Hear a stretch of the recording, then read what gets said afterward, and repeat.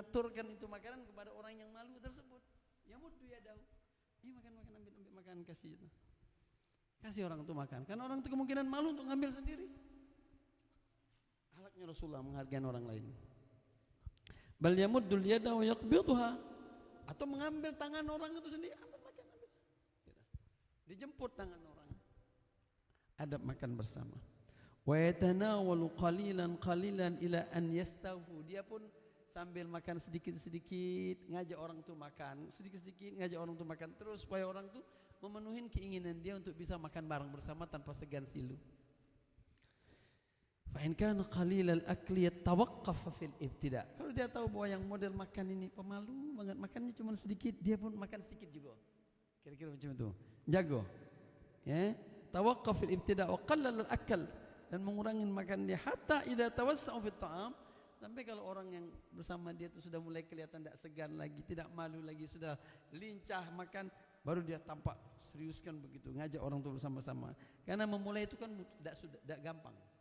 Memulai ngajak orang yang kaku dalam bertamu, bersilaturahmi itu tidak gampang. Makanya kadang kita dapat dalam sosial masyarakat ini, orang itu tidak terbawa untuk ikut sama kita yang baik karena dia masih segan sama diri dia masih kurang diri dia tidak tahu apa yang mesti dia buat. Banyak masyarakat itu macam itu. Bukan karena dia tidak mau buat baik, tapi dia segan untuk berbuat baik, padahal itu adalah baik. Hatta idza tawassa'u fi ta'am akalam, kalau sudah nampak orang itu serius makan, sungguh-sungguh makan, ayo makan bareng-bareng bersama mereka. Tunjukkan keseriusannya juga. Faqad fa'ala dzalika katsirun minas sahabah radhiyallahu taala anhum. Yang buat yang macam ini, akhlak yang macam ini adalah sahabat Nabi sallallahu alaihi wasallam. Bukan sembarang orang. Akhlak yang macam ini, makan perlu santai, ngajak orang pelan-pelan makan. Orang itu makan sedikit, kita tunjukkan makan sedikit. Orang itu kita ajak makan banyak, kemudian kita semangatkan dia makan. Ini akhlaknya sahabat. Bukan cerita kosong.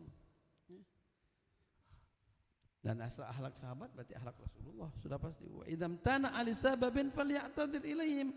Kalau seandainya orang yang diajak makan itu mungkin dia tidak suka makanan itu, dia ya ada kan makanan orang tidak suka makan itu, kita tawarkan dia tidak suka makan itu. Oke? Kita salah nawarin. Ternyata salah kita tuh nawarin. Kita minta maaf, sorry. Anda pikir ente doyan makan ini? Begitu kira-kira ngomongnya. Oke, sorry, anak bikin ente doyan makan ini. Nah, gitu. Dan ada makanan yang orang lain tidak makan seperti kita yang kita makan. Falya'tadhir, maka dia minta maaf kepada orang tersebut supaya dia tahu bahwa dia salah menawarkan sesuatu yang tidak disukain. Afwan. Daf'an lil khajalati anhum, demi dalam rangka menjaga rasa. Bagi orang itu kan malu nanti kan kalau dia tidak mau makan kan, kita tawarin dia tidak mau makan, dia malu. Kita ngomong, sorry, afwan, anak bikin itu doyan makan ini. Jadi dia merasa besar hati lagi. As-sabi' ila sakin. Yang ketujuh, adab yang ketujuh. Marhaban. An la yaf'al ma yastaqdirhu ghairuhu. Jangan melakukan sesuatu dalam suasana makan bersama itu, jangan menampilkan sesuatu di saat makan bersama itu penampilan yang orang, mohon maaf, bahasa kasar itu agak jijik ngelihatnya. Nah itulah, tidak sadar kadang-kadang, kita tidak sadar kadang-kadang, orang itu tidak suka, lingkungan itu tidak suka, jamaah itu tidak suka. Misalnya, mohon maaf, kadang-kadang beriak dalam keramaian, lagi sedang makan beriak. Ya, beriak tahu ya, di depan umum masyarakat jamaah lagi makan kita beriak, itu sesuatu yang yustaqdar, orang merasa apa ya, jijik gitu. La yaf'al hadza, jangan lakukan itu ya, jangan lakukan itu. La yaf'al ma yastaqdiruhu ghairuhu, dia tidak melakukan sesuatu yang dianggap jijik oleh orang lain. Fala yanfaddu yadahu fil qasa', apalagi misalnya sampai apa ya, mohon maaf, macam meludah begitu. Makan apa? Oh itu jelek banget di depan umum makanan lagi, di depan makanan lagi melakukan itu. Tidak suka makan itu. Itu tidak bagus sekali itu perbuatan. Sangat tidak ada akhlak. Wala yuqaddim ilaiha ra'sahu 'inda wad'il luqmati fihi. Jangan memajukan mukanya itu, wajahnya itu ke makanan itu, seolah-olah makanan itu nak digarap galau. biasa baik, relax baik. Relax. Dia tidak sampai wajahnya sampai mendekatin ke tempat makan itu, gitu loh. Hidangan misalnya kan, hidangan sampai tunduk-tunduk depan hidangan gitu. Nah itu laisa minal akhlaq. Bukan dari segi akhlak Rasulullah SAW. Wala yuqaddim ilaiha ra'sahu 'inda wad'il luqmati fi. Ketika dia nak masukkan makanan itu sambil nunduk gitu. Wa idza akhraja syai'an min fihi sarafa wajhahu 'anil ta'am wa akhadahu bi yasariha. Andaikan ini. Subhanallah. Halus banget penjelasannya ini. Kalau ada sesuatu yang keluar dari mulut dia sedang makan di depan umum, kadang-kadang tidak sengaja ya. Kadang-kadang ada keluar sesuatu, batuk kek atau bersin kek atau apalah seperti itu. Cepat-cepat memalingkan wajahnya daripada jamaah. Jangan sampai jamaah merasakan yang dia bersin itu, yang dia batuk tersebut akhirnya keluar ada di depan muka wajah orang-orang yang hadir. Jadi dia memalingkan wajahnya ketika makan berjamaah. Sarafa wajhahu 'anil ta'am wa akhadahu bi yasarihi. Dan dia ambil dengan tangan kirinya. Yang keluar dari mulutnya itu hasil bersin atau apa dari itu diambil dengan tisu dengan tangan kirinya misalnya. Begitu. Jangan pakai tangan kanannya karena makan kan pakai tangan kanan. Makan sunnahnya kan pakai tangan kanan. Kemudian Rasulullah sunnahnya makan tangan langsung, tidak pakai sendok. Rasulullah sunnahnya zaman dulu orang makan pakai tangan. Ya. ولا يغمس اللقمة الدسمة في الخل ولا يغمس اللقمة الدسمة في الخل ولا الخل في الدسومة وقد يكرهه غيره. Ini sepaham mana ini? Jangan mencampurkan makanan yang bukan untuk campuran dia. Bukan untuk campuran dia. Ada makanan yang khusus untuk campuran makan pempek. Campurannya apa? Cuko. Okay. Ya, kalau tidak cocok untuk itu jangan dicampurkan. Kayak wong tidak demen kondisi itu, orang tidak suka. Ada lagi kadang-kadang orang, mohon maaf, hidangan itu makan berempat. Ini fakta depan mata ya, kita tidak nyeritakan wong ya. Hidangan itu makannya berempat berlima. Kadang-kadang ada yang doyan makan basah-basahan di hidangan itu, masukkan kuah karinya gitu, masukkan kuah sopnya, basah lah kan? Ya kan? Basah lah kan? Orang lain belum tentu suka makan basah di hidangan. Nah itu, jangan dia basahin gitu loh. Tempat di mana dia makan yang seharusnya tidak harus dibasahin. Akhlak. Lagi-lagi ini akhlak. Walal khali contohnya cuka lah. Waqad yakrahuhu ghair. Karena sebagian orang tentu. Sebagian orang tidak suka makanan itu dibasahi di tempat yang makan bersama itu. Kecuali kalau di piring sendiri, beda lain. Wal luqmatul lati qata'aha bisinnihi la yaghmis baqiyata fil marqtul subhanallah, sampai sehalus itu lagi. Makanan yang sudah kita gigit dengan gigi itu jangan masuk ke lagi tempat gigitan itu di tempat yang bakal makan sama-sama. Makan roti, cecel ayo cecel.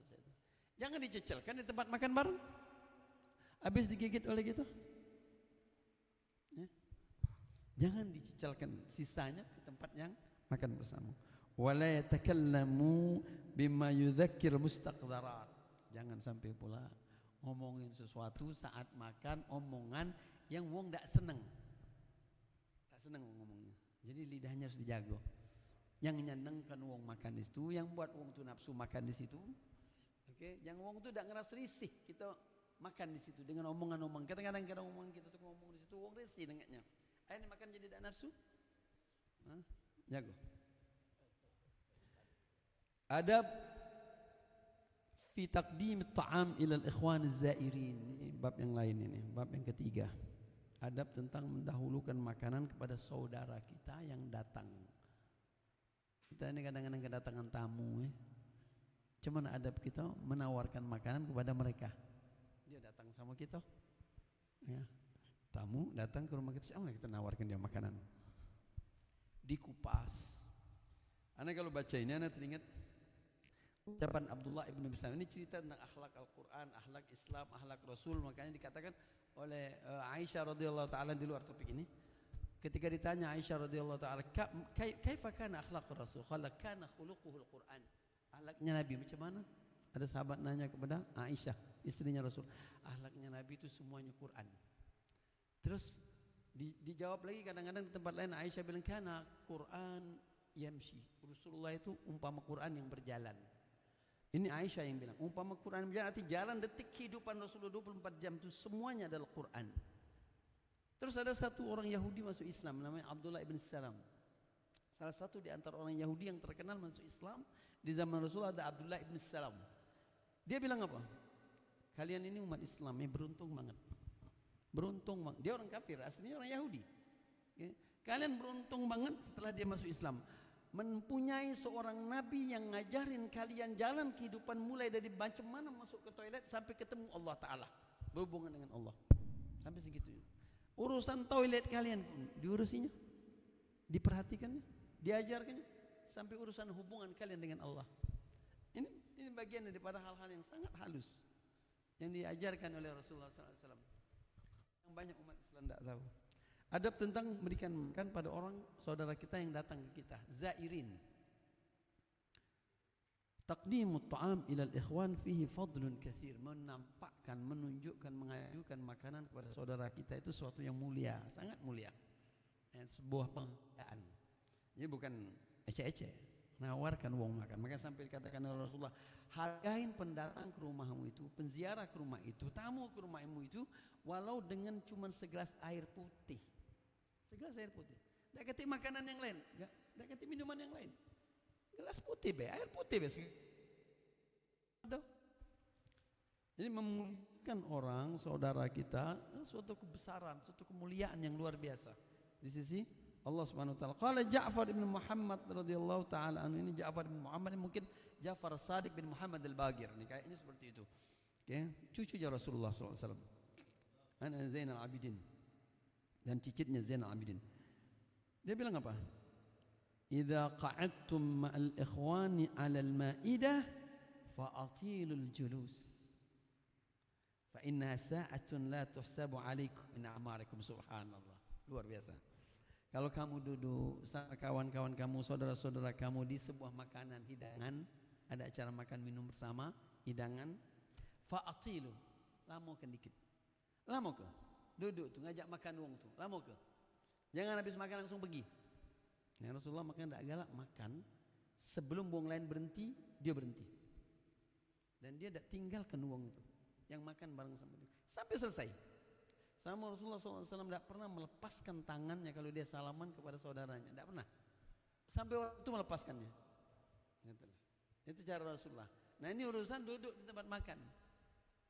Ya, kata Ja'far bin Muhammad al-Baqir, Ja'far as-Shadiq bin Muhammad al-Baqir, kalau kamu duduk bersama saudara kamu dalam sebuah hidangan makan bersama, fa'atilul julus, lama kedikit. Kamu tuh kalau duduk tuh lama kedikit tempat makan tuh.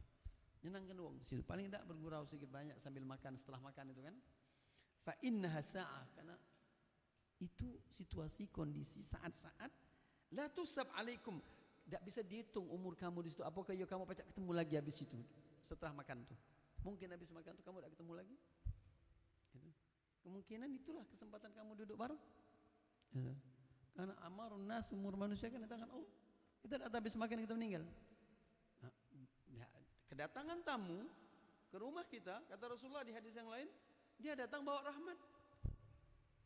Tamu itu datang bawa rahmat ke rumah kita. Siapa baik tamu tuh? Makanya hatta kufar yang minta, subhanallah, Allah Ta'ala ajarkan dalam Al-Quran, hatta orang kafir datang ke rumah kita minta keselamatan sama kita, minta pengawalan dari kita, minta pengamanan dari kita, kita harus jago dia. Kalau dia tamu kita, kalau ada orang yang nak membunuh dia, nak ngancam dia, sembunyikan dia di tempat kita, sembunyikan dia di rumah kita. Jangan bilang sama orang yang membunuh itu dia ada di rumah kita. Jangan. Saking memuliakan orang tua, dia kafir. Walau dia kafir.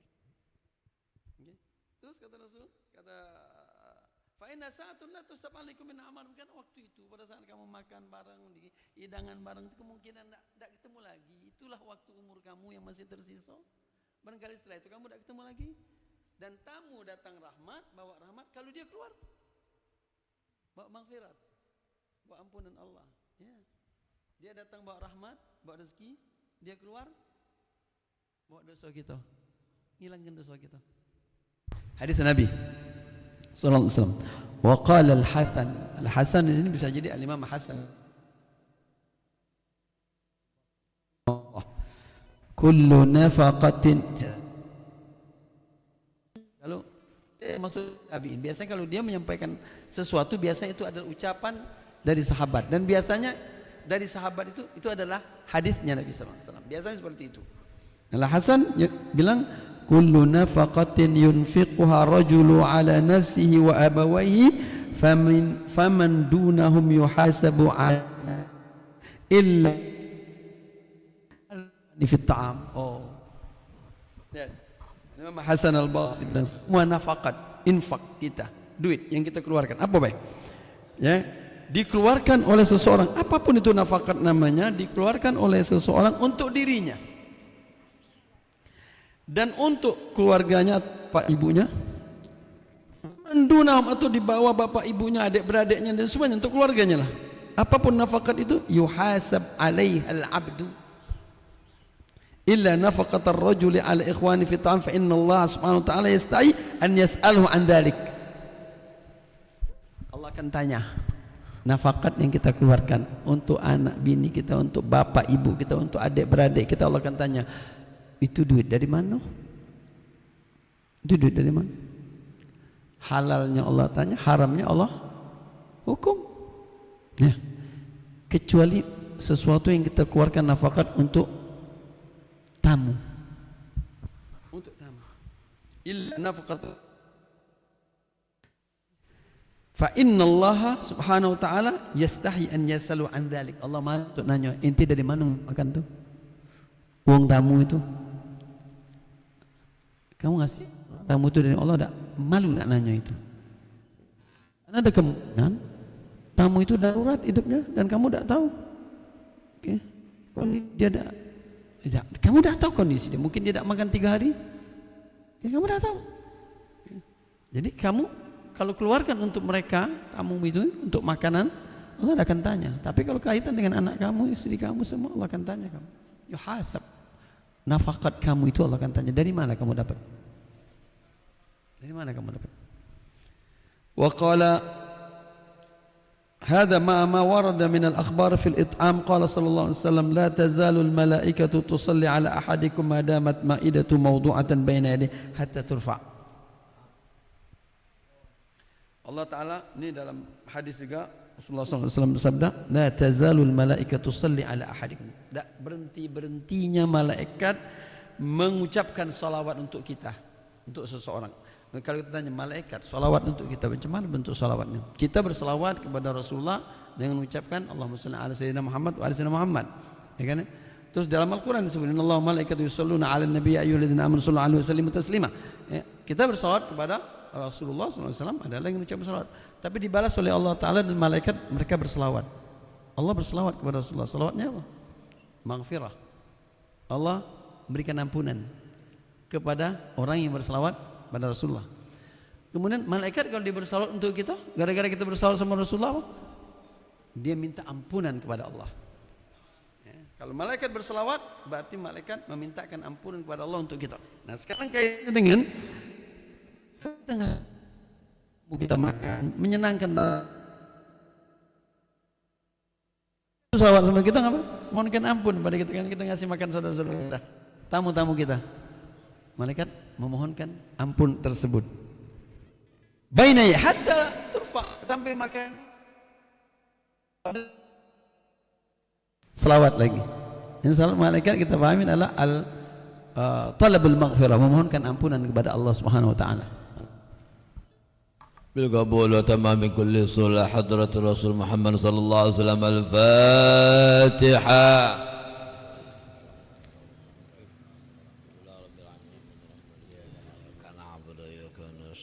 المستقيم صراط الذين أنعمت عليهم غير المغضوب عليهم ولا الضالين آمين. وتقبل منا إنك أنت السميع الله لمن تب علينا إنك التواب الرحيم. ربنا آتنا في الدنيا وفي الآخرة حسنة وقنا عذاب النار. صلى الله على سيدنا محمد وآله وصحبه وسلم. Walhamdulillah Rabbil Alamin.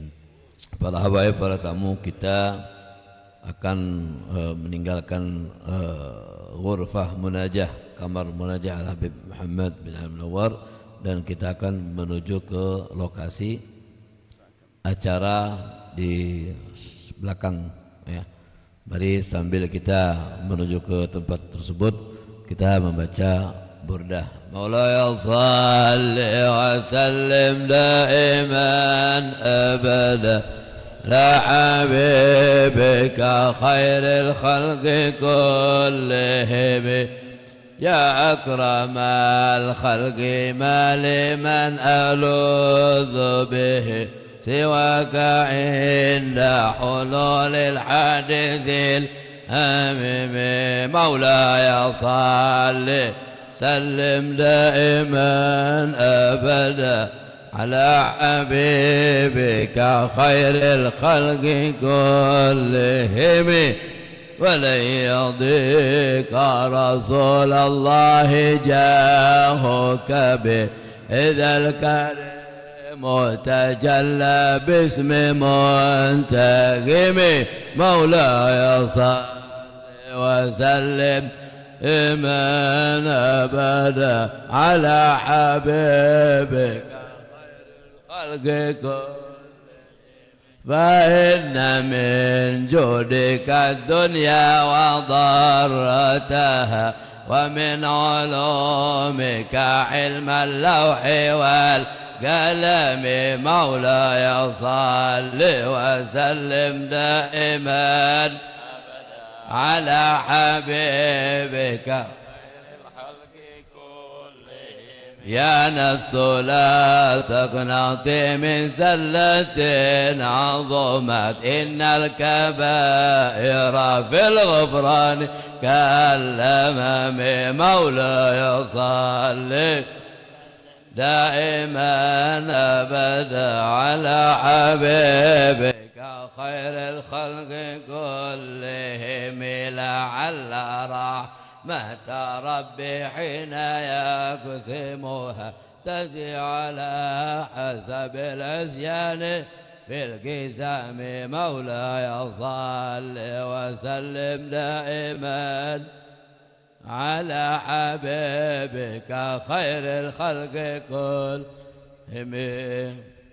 محمد زيد صوتك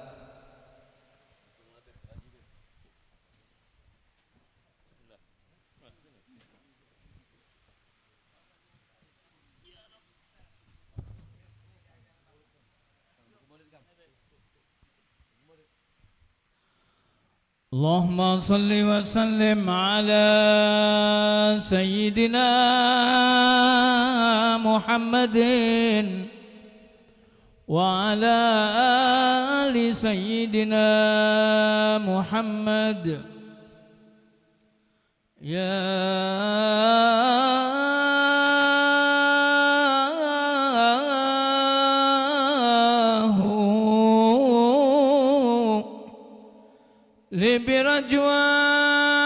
برجواك يا مولاي القهقوية تحت بابك وشوف لي فيك يا ربي نية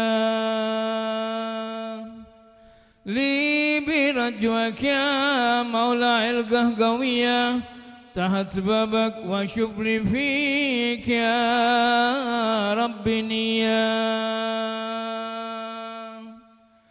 وانت يا ربنا تعلم بما في الطوية قد اقدري بما في الظاهرة والخفية وإن عصينا وسرنا في الطريق العكية فلك جود يغفر ذنبنا والخطيئة وإن عصينا وسرنا بالطريق الأكية فلك جود يغفر ذنبنا والخطيئة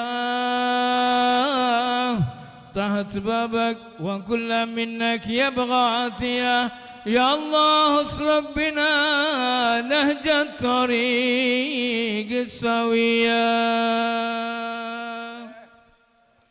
يا الله اسلك بنا نهج الطريق السوية في طريق النبي والسادة العلوية يا مجيب استجب واجل بشربة هنية يا مجيب استجب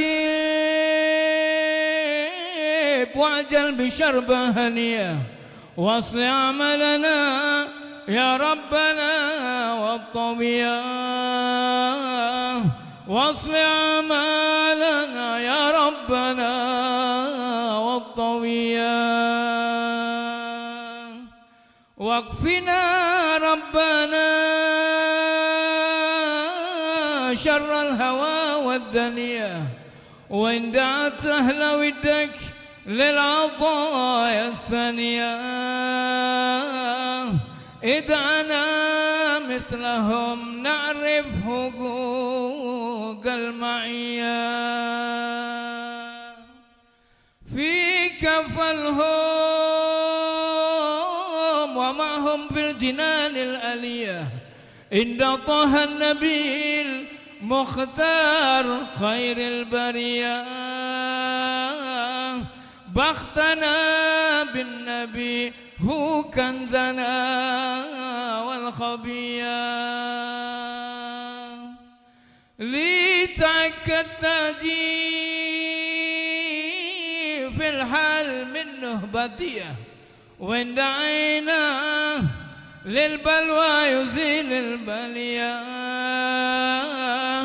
ولف صلوا عليه إنه إمام السرية والحمد لله رب العالمين.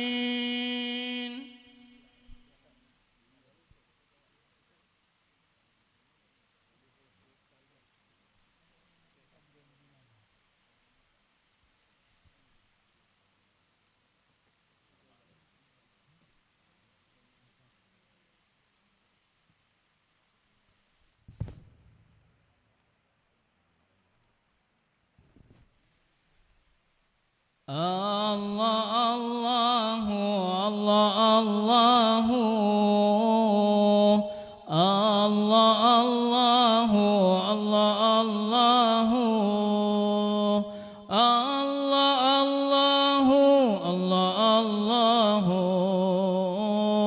رب فاجعلنا من الأخيار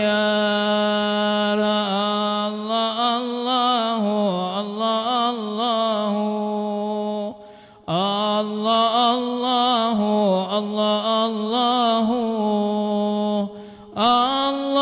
الله الله الله رب فاجعلنا من الأخيار سألت الله بارنا يبلغنا أمانينا ويذهب مننا الأكدار رب فاجعلنا من الأخيار الله الله الله الله الله الله الله الله الله الله الله رب ويحيينا على التقوى بلا محنة ولا بلوى بجاه المصطفى المختار رب فاجعلنا من الأخيار الله الله الله الله الله الله الله الله الله رب نشاهد حسن من نهوى وتدنو مننا ألوى نشاهدها بهذه الدار رب فاجعلنا من الأخيار الله الله الله الله الله الله الله الله الله الله رب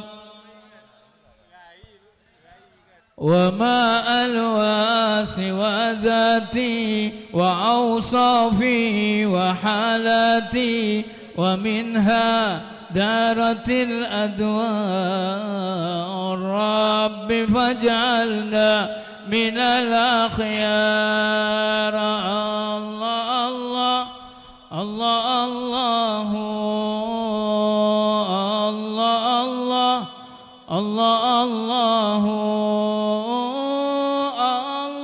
الله الله الله رب ومن قطب الملا العطاس أبي بكر أخذت الكاس ولاحت لي به الأسرار رب فاجعلنا من الأخيار الله الله الله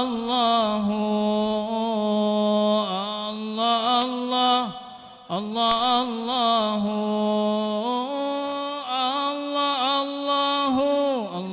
الله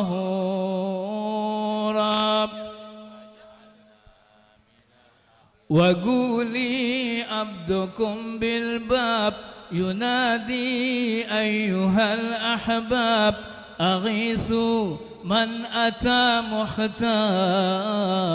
رب فاجعلنا من الأخيار الله الله الله الله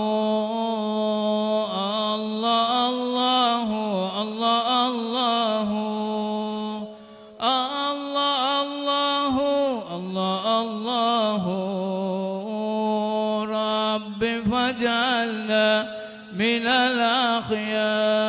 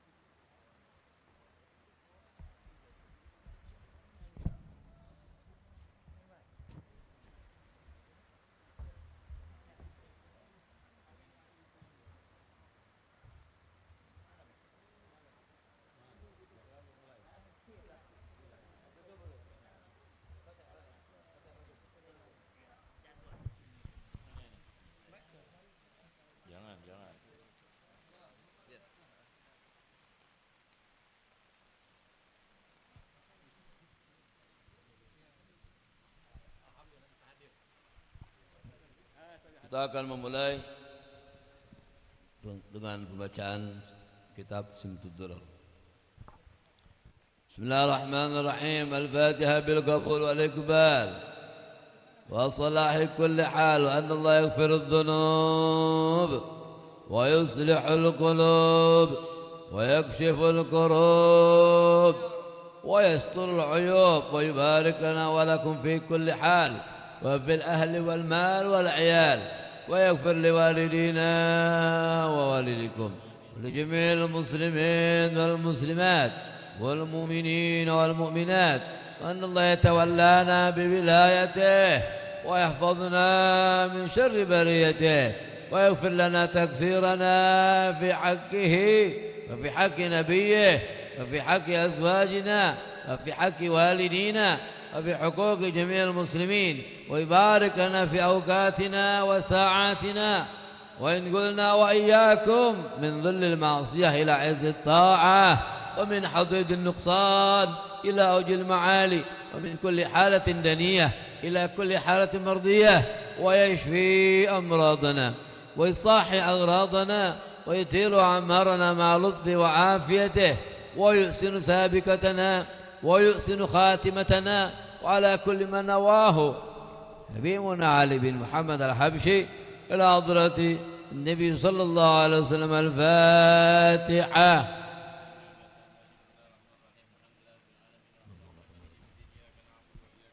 اهدنا الصراط المستقيم صراط الذين أنعمت عليهم غير المغضوب عليهم ولا الضالين. يا ربي صل على محمد، يا ربي صل عليه وسلم.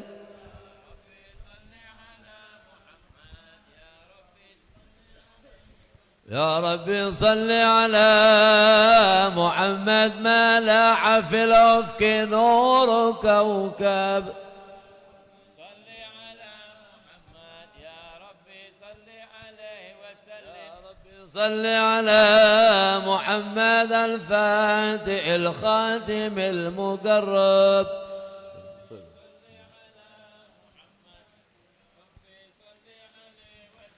يا ربي صل على محمد المصطفى المجتبى المحبب.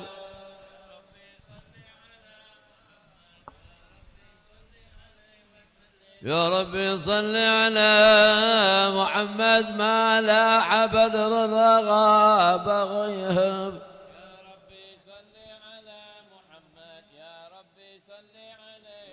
يا ربي صل على محمد ما ريح نصر بالنصر قد هب.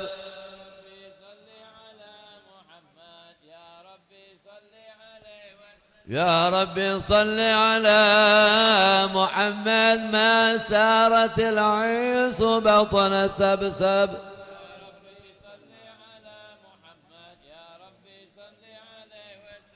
يا ربي صل على محمد وكل من للحبيب ينسب.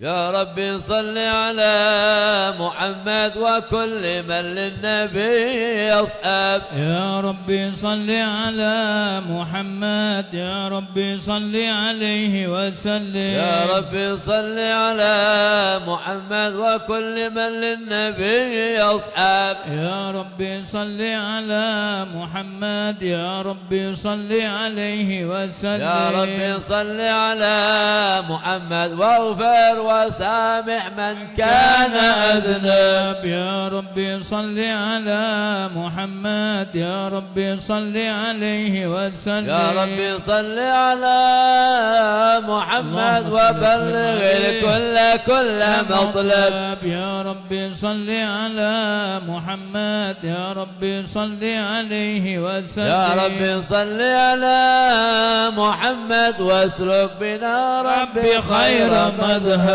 يا ربي صل على محمد، يا ربي صل عليه وسلم. يا ربي صل على محمد واصلح وسهل ما قد تصعب. يا ربي صل على محمد، يا ربي صل عليه وسلم. يا ربي صل على محمد على البرايا جاها وأرحب. يا ربي صل على محمد، يا ربي صل عليه وسلم. يا ربي صل على محمد أصدق عبر بالحق أعرب. يا ربي صل على محمد، يا ربي صل عليه وسلم. يا ربي صل على محمد خير الورى منهجا وأصوب. يا ربي صل على محمد، يا ربي صل عليه وسلم. يا ربي صل على محمد ما طير يمن غنى فأطرب. يا ربي صل على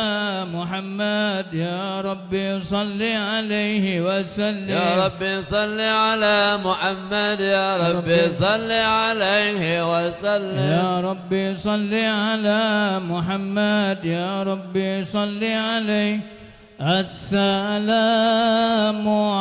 عليك زين الأنبياء السلام عليك السلام عليك زين الأنبياء السلام عليك السلام عليك أتقى الأتقياء السلام عليك السلام عليك زين الأنبياء السلام السلام عليك أزكى الأزكياء السلام عليك السلام عليك زين الأنبياء السلام السلام عليك زين الأنبياء السلام عليك أتقى الأتقياء السلام عليك زين الأنبياء السلام عليك أتقى الأتقياء السلام عليك زين الأنبياء السلام عليك أتقى السلام عليك أحمد يا حبيبي السلام عليك طه يا طبيبي السلام عليك أحمد يا حبيبي السلام عليك طه يا طبيبي السلام على المشفع في القيامة السلام عليك السلام عليك السلام عليك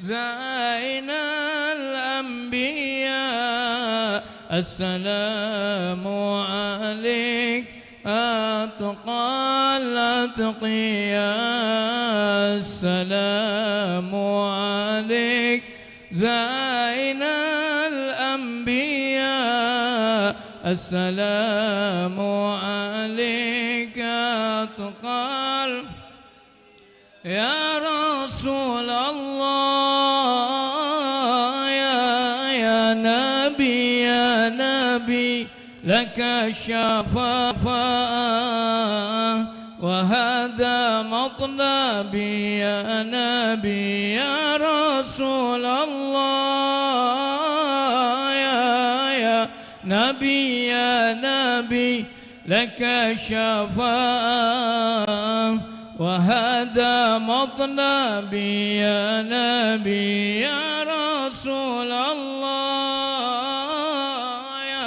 يا نبي يا نبي لك الشفاعة وهذا يا نبي أنت المرتجى يوم الذهاب اشفع لنا يا خير الأنام أنت المرتجى يوم الذهاب اشفع لنا يا خير الأنام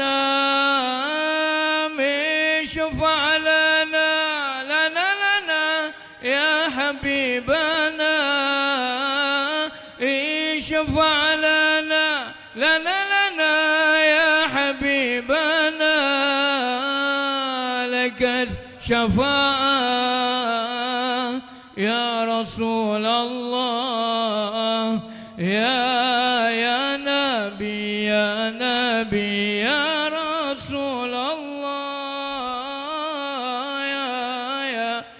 يا نبي لك الشفاعة وهذا مطلبي يا نبي يا رسول الله يا نبي لك الشفاعة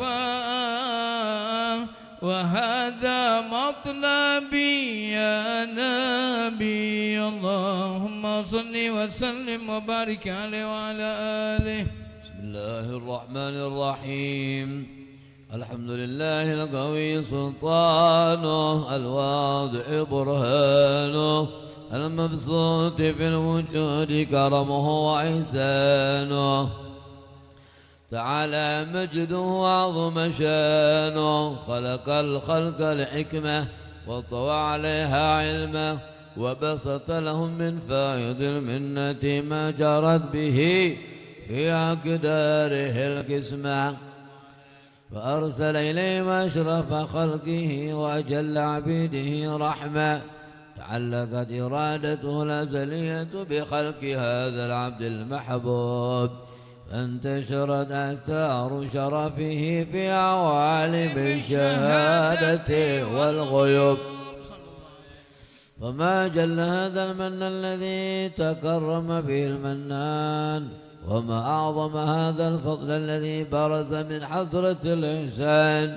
صورة كاملة ظهرت في هيكل محمود فتعطرت بوجودها كناف الوجود وترزت برد العوالم بطراز التكريم أشرف الصلاة والتسليم على سيدنا ونبينا محمد الرؤوف الرحيم اللهم صل وسلم تجلى الحق في عالم كرسي الواسع تجليا قضى بانتشار فضله في القريب والشاسع وله الحمد الذي لا تنحصر أفراده بتعداد ولا يمل تكراره بكثرة ترداد حيث أبرز من عالم الإمكان صورة هذا الإنسان ليتشرف بوجوده الثقلان وتنتشر أسراره في الأكوان فما من سر اتصل به قلب منيب إلا من سوابغ فضل الله على هذا الحبيب يا لقلبي سروره قد توالى بحبيب عملنا ما نوالا يا لقلبي سروره قد توالى بحبيب عمل ما نوالا جل من شرف الوجود بنور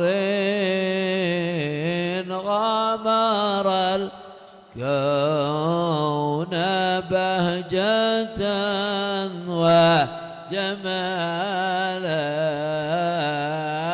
يا لقلبي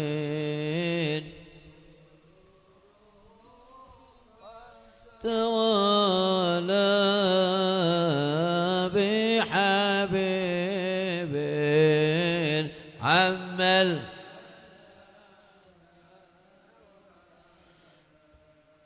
قد ترقى في الحسن آل مقام وتناهى في مجده وتعالى يا لك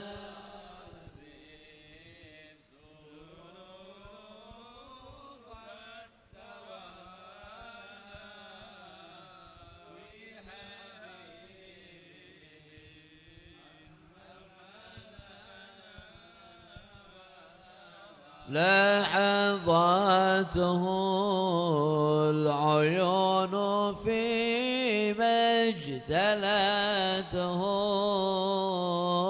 بشرا كاملا يزيح الضلال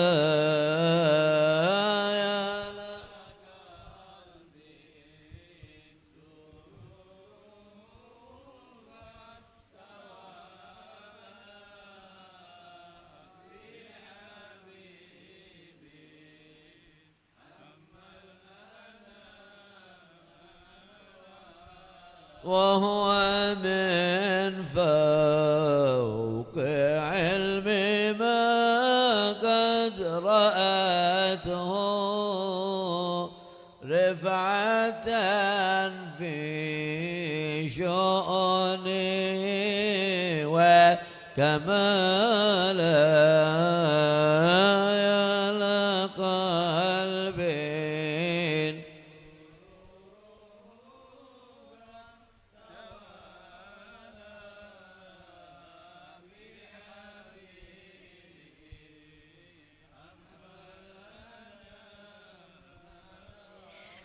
سبحان الذي أبرز من حضرة الامتنان ما يعجز عن وصفه اللسان ويحار في تعقل معانيه الجنان انتشر منه في عالم البطون والظهور ما ملأ الوجود الخلقي نور فتبارك الله من إله كريم بشرتنا آياته في الذكر الحكيم ببشارة لقد جاءكم رسول من أنفسكم عزيز عليه ما أنتم حريص عليكم بالمؤمنين رؤوف رحيم فمن فاجأت هذه البشارة وتلقاها بقلب سليم فقد هدي إلى صراط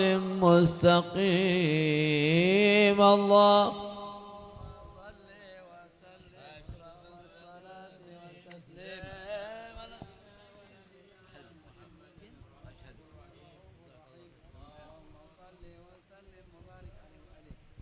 اللهم صل وسلم وبارك عليه وعلى آله وصحبه وأشهد أن لا إله إلا الله وحده لا شريك له شهادة يعرب بها اللسان أما تضمنه الجنان من التصديق بها والإذعان تثبت بها في الصدور من الإيمان قواعده وتلوه على أهل اليقين من سر ذلك الإذعان والتصديق شواهده وأشهد أن سيدنا محمد العبد الصادق في قوله وفعله والمبلغ عن الله ما أمره بتبليغه لخلقه من فرضه ونفله عبد أرسله الله للعالمين بشيرا ونذيرا فبلغ الرسالة وأدى الأمانة وهدى الله به من الأمة بشرا كثيرا فكان في ظلمة الجهل للمستبصرين سراجا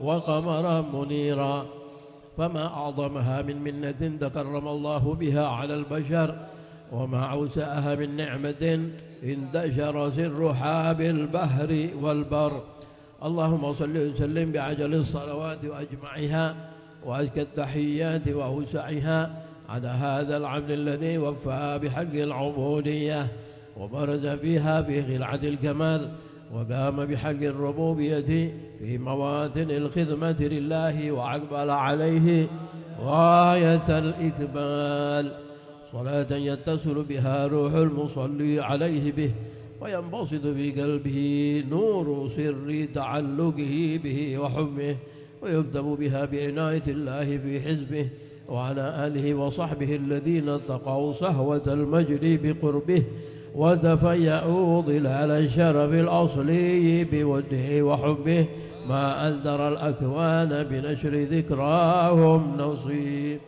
اللهم صل وسلم أشرف الصلاة والتسليم على سيدنا محمد وعلى آله وصحبه الرحيم. اللهم صل وسلم.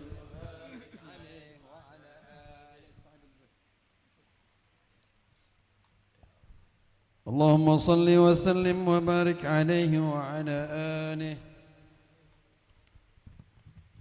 أما بعد، فلما تعلقت إرادة الله في العلم القديم بظهور أسرار التخصيص للبشر الكريم بالتقديم والتكريم، نفذت القدرة الباهرة بالنعمة الواسعة والمنة الغامرة، فانفلقت بيضة التصوير في العالم المطلق الكبير عن جمال مشهود بالعين حاو لوصف الكمال المطلق والحسن التام والزين، فتنقل ذلك الجمال الميمون في الأصلاب الكريمة والبطون، فما من صلب ضمه إلا وتمت عليه من الله النعمة، فهو القمر التام الذي يتنقل في بروجه ليتشرف به موطن استقراره وموضع خروجه. وقد قضت الأقدار الأزلية بما قضت، وأظهرت من سن هذا النور ما أظهرت، وخصصت به من خصصت، فكان مستقره في الأصلاب الفاخرة والأرحام الشريفة الطاهرة، حتى برز في عالم الشهادة بشرا لا كالبشر، ونورا حير الأفكار ظهوره وبهر، فتعلقت همة الراقم لهذه الحروب بأن يرقم في هذا القرطاس ما هو لديه من عجائب ذلك النور معروف. وإن كانت الألسن لا تفي بعشر معشر أوصاف ذلك الموصوف تشويقا للسامعين من خواص المؤمنين وترويحا للمتعلقين بهذا النور المبين، وإلا فأنا تعرب الأقلام عن شؤون خير الأنام، ولكن هزني إلى تدوين ما حفظه من سير أشرف المخلوقين وما أكرمه الله به في مولده من الفضل الذي عم العالمين، وبقيت رايته في الكون منشورة على مر الأيام والشهور والسنين، داعي التعلق بهذه الحضرة الكريمة ولاعج التشوق إلى سماع أوصافها العظيمة، ولعل الله ينفع به المتكلم والسامع فيدخلان في شفاعة هذا النبي الشافع ويتروحان بروح ذلك النعيم. اللهم صل وسلم أشرف الصلاة والتسليم على سيدنا ونبينا محمد الرؤوف الرحيم. اللهم صل وسلم وبارك عليه وعلى آله.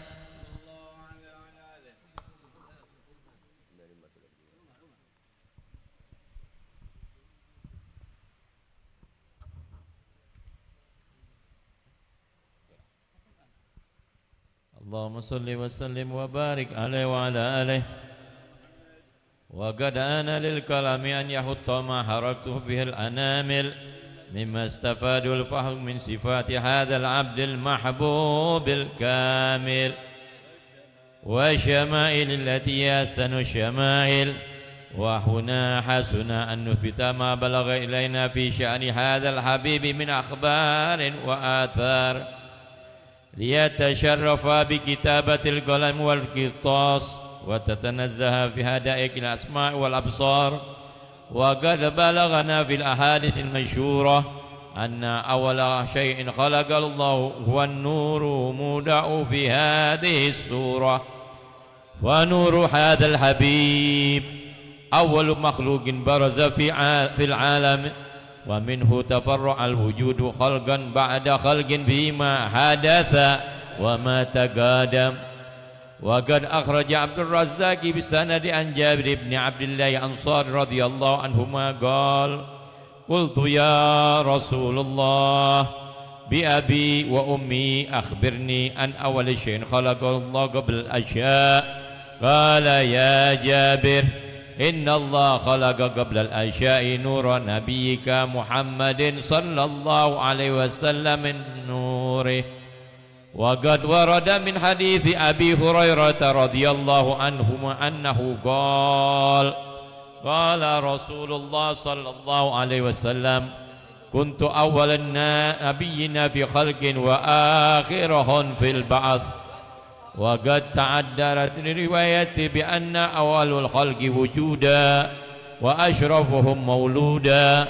ولما كانت السعادة الأبدية لها ملاحظة خفية اختصت من شاءت من البرية بكمال الخصوصية، فاستودعت هذا النور المبين أسلب وبطون من شرفه من العالمين، فتنقل هذا النور من صلب آدم ونوح وإبراهيم حتى أوصلته يد العلم القديم إلى من خصصته بالتكريم أبي الكريم عبد الله بن عبد المطلب ذي القدر العظيم، وأمي التي هي في مخاوف آمنة السيدة الكريمة آمنة، فتلقه صلب عبد الله وألقى إلى بطنها، فضمته أحشاؤها بمعونة الله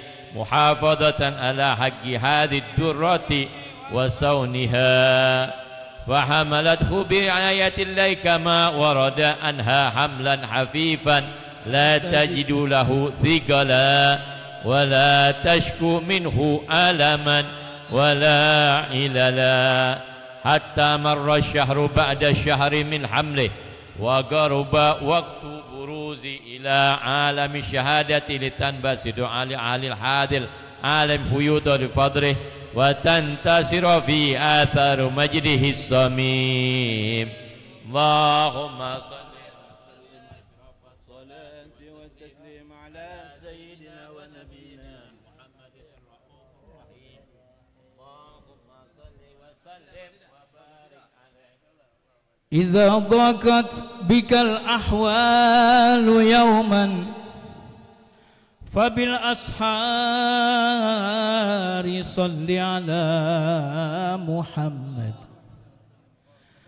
إذا كنت في ضيق أو في فقر أو في مرض فأكثر في الصلاة على محمد.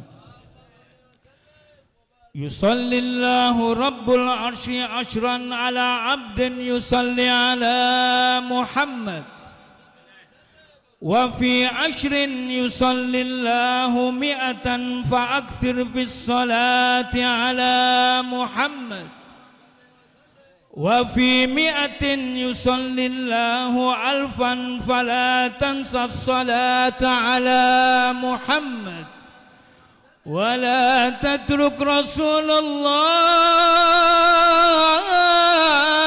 يوما فما أهل الصلاة على محمد، فلا صوم يصح ولا صلاة لمن ترك الصلاة على محمد. وإن كان ذنوبك ليس تخصى تكفر بالصلاة على محمد، وإن كان ذنوبك ليس تخصى تكفر بالصلاة على محمد فما تضعف الحسنات إلا بتكرار الصلاة على محمد. وعند الموت على فراش الموت سوف أمورا تسرك بالصلاة على محمد. وعند دخول القبر وعند القبر تخصى بالأمان وترحم بالصلاة على محمد. اللهم صل وسلم وبارك ولا تخشى من الملكين رؤبا إذا سألاك كلهما محمد. اللهم صل وسلم وبارك عليه. رضينا يا بني الزهراء رضينا بحب فيكم ويرضينا بنا. صلى الله على محمد صلى الله عليه وسلم. صلى الله على محمد صلى الله عليه وسلم. صلى الله عليه وسلم. صلى الله عليه وسلم. هدموا ظلم الليالي واسبكوا ركب المعالي. هدموا ظلم الليالي واسبكوا ركب المعالي وابذلوا كل الغوالي وارفعوا دين محمد. صلى الله على محمد صلى الله عليه وسلم. صلى الله على محمد صلى الله عليه وسلم. إن تنازعتم فشلتم أو تخليتم خذلتم. إن تنازعتم فشلتم أو تخليتم خذلتم أو تعاديتم ندمتم أو تعاديتم ندمتم يا تلاميذ محمد. صلى الله على محمد صلى الله عليه وسلم. صلى الله على محمد صلى الله عليه وسلم. إنما الإسلام قوة وجهاد وفتوى. إنما الإسلام قوة وجهاد وفتوى ونظام وأخوة إنه جند محمد. صلى الله على محمد صلى الله عليه وسلم. صلى الله على محمد صلى الله عليه وسلم. صلى الله على محمد صلى الله عليه وسلم. اللهم صل وسلم. اللهم صل وسلم وبارك عليه وعلى آله. ومنذ علقت به هذه الدرة المكنونة والجوهرة المصونة والكون كله يصبح ويمسي في سرور وابتهاج بقرب ظهور إشراق هذا السراج، والعيون متشوفة إلى بروزه متشوقة إلى التقاط جواهر كنوزه، وكل دابة لقريش نطقت بفصيح العبارة معلنة بكمال البشارة وما من حامل حملت في ذلك العام إلا أتت في حملها بغلام من بركات وسعادات هذا الإمام ولم تزل الأرض والسماوات متدمخة بالعطر الفرح بملاقاة أشراف البريات وبروزه من عالم الخفاء إلى عالم الظهور بعد تنقله في البطون والظهور فأظهر الله في الوجود بهجة التكريم وبسط في العالم الكبير مائدة التشريف والتعظيم ببروز هذا البشر الكريم اللهم صل وسلم أشرف الصلاة والتسليم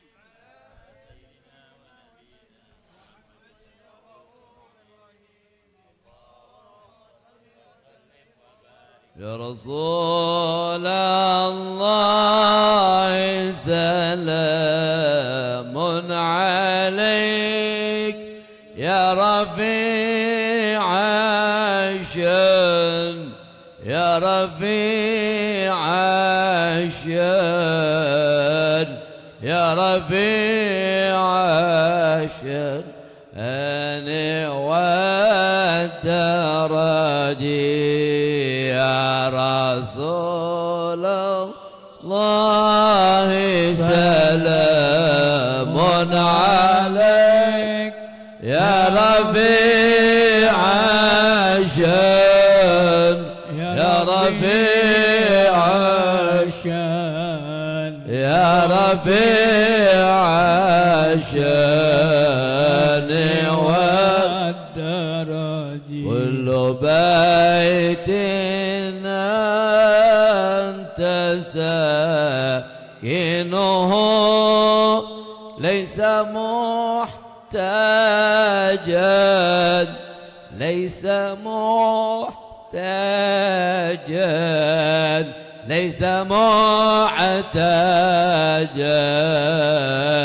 إلى السرج يا رسول الله سلام عليك يا رفيع الشان يا رفيع الشان يا رفيع الشان والدرج ومريضنا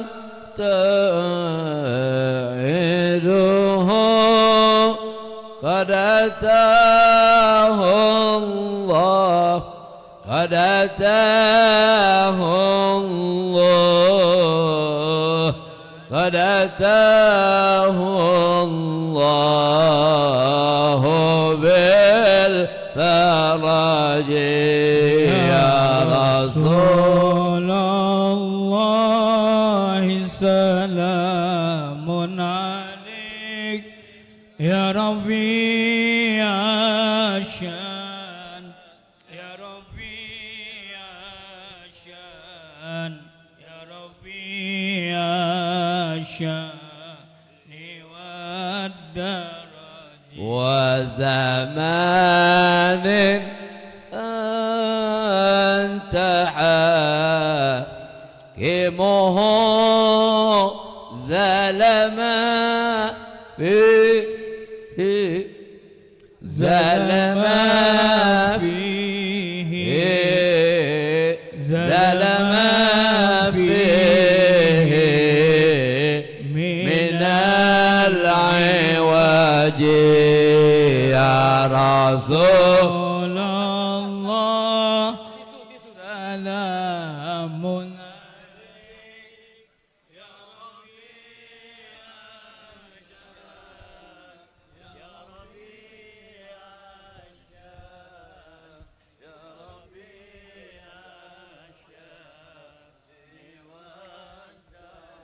وجهك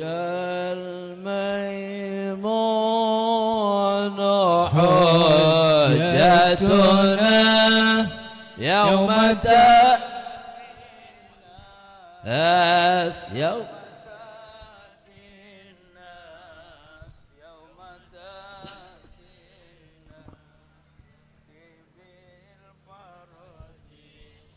كل يوم نرتجي فرجا ربي أجل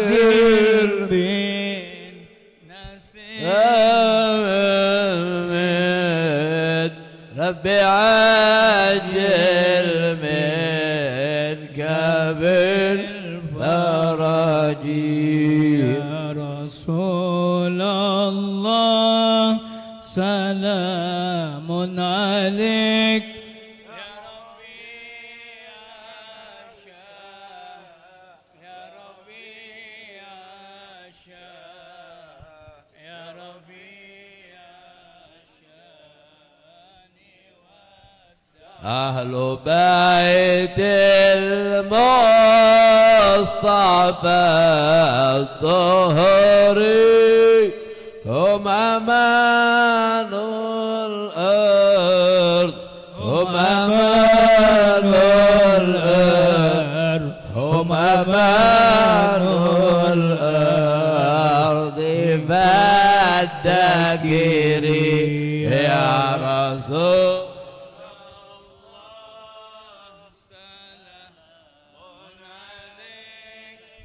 يا رفيع الشان يا رفيع الشان يا رفيع الشان والدرج شبهوا بالأنجم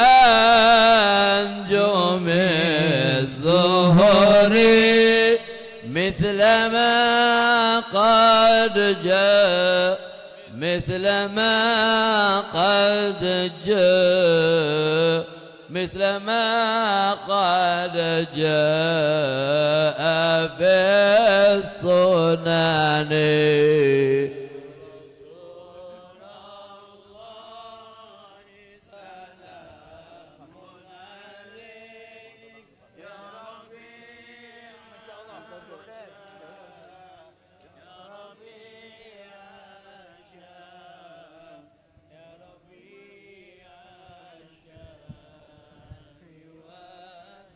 ربي فانفعنا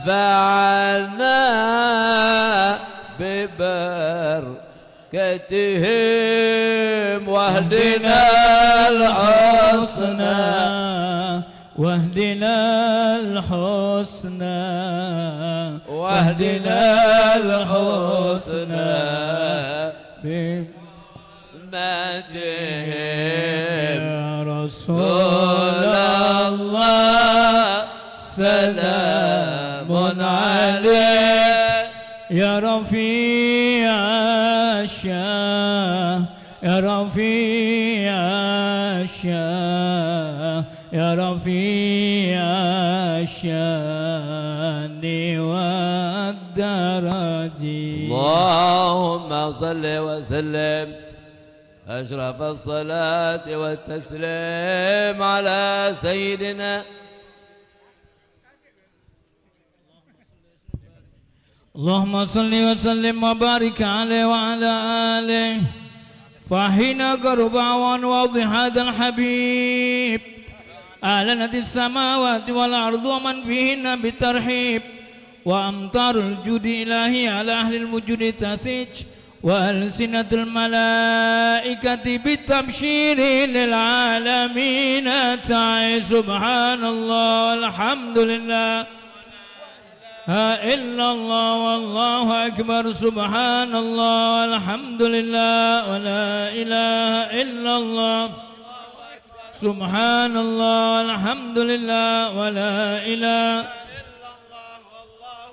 والقدرة كشفت كنا هذا المستور ليبرز نوره كاملا في عالم الظهور نورا فاق كل نور وأنفذ الحق حكمه على من أتم الله عليه النعمة من خواص الأمة أن يحضر عند وجه أمة تأنيسا لجنابها المصعود ومشاركة لها في هذا الصمات الممدود.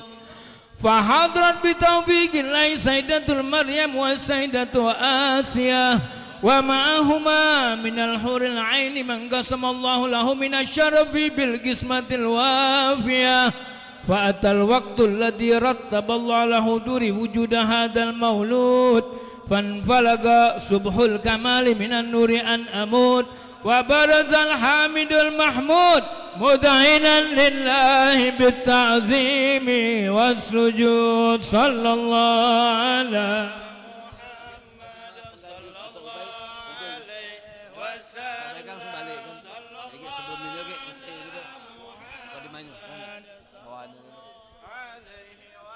يا رسول الله جينا للزيارة قاصدينا نرتجي منك الشفاعة عند رب العالمين. يا رسول الله للزيارة قاصدينا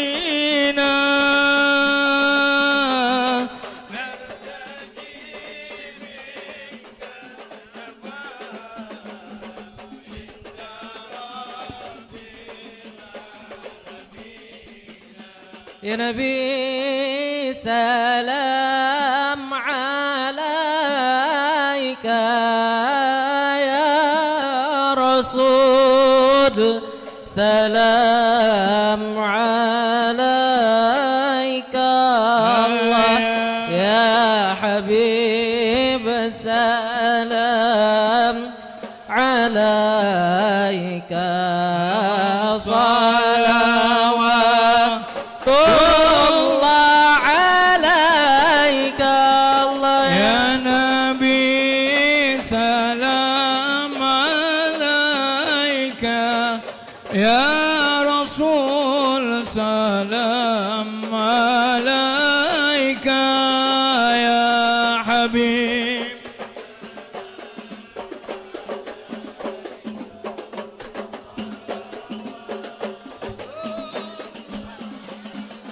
اشرق الكون ابتهاجا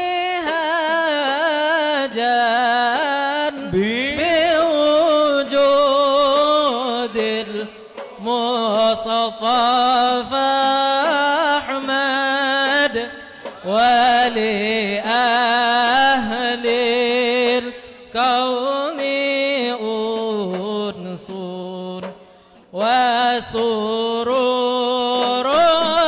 قد تجدر الله. يا نبي سلام عليك يا رسول سلام عليك يا حبيب سلام عليك صلوات الله عليك. اقربوا يا أهل المثاني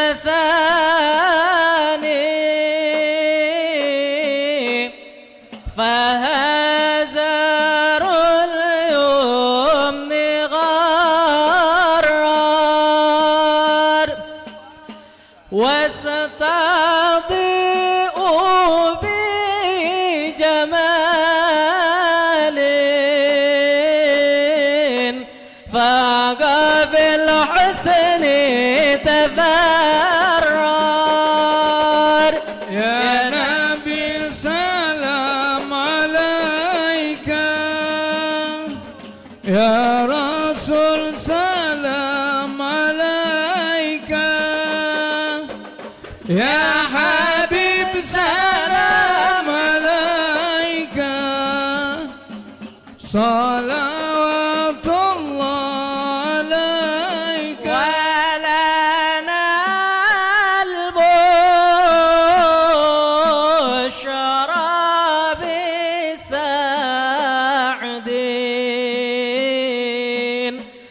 مستمر ليس ينفد حيث أوتينا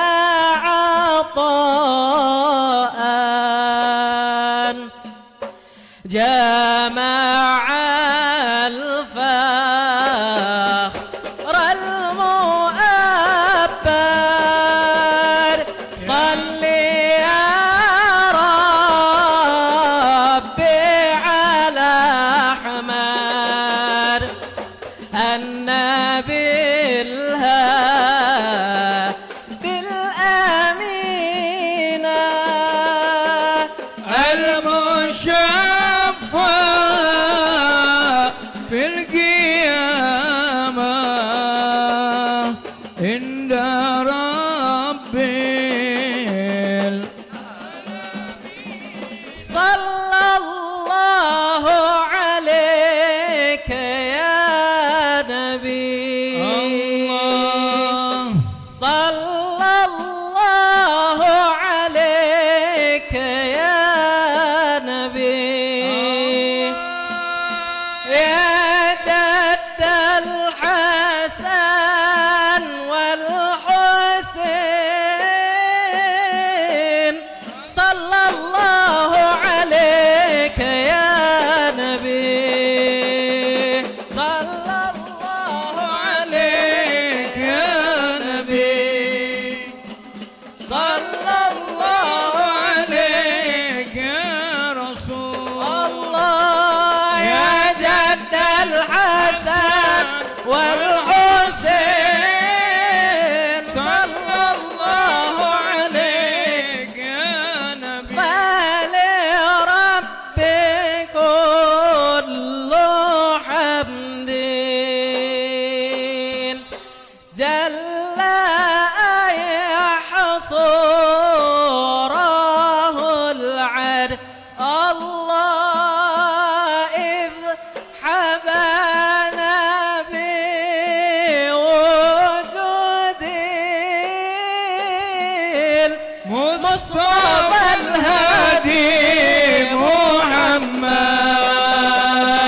صلى الله عليك يا نبي صلى الله عليك يا رسول يا جد الحسن والحسين صلى الله عليك يا رسول الله جئنا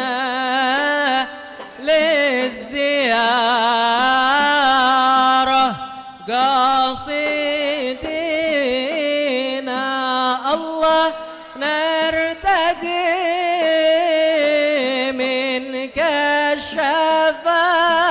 الشفاعة عند رب العالمين يا رسول الله جينا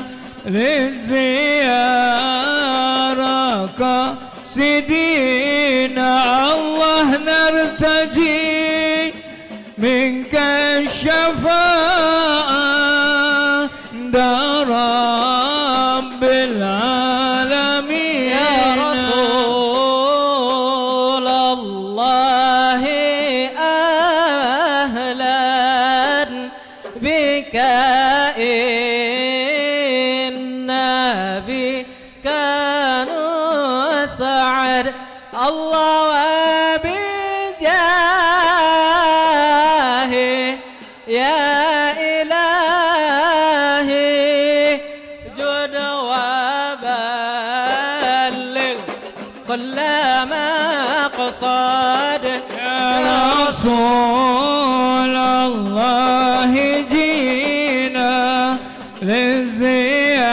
للزيارة قاصدين الله نرتجي منك الشفاعة عند رب العالمين واهدنا نهج سبيله كي به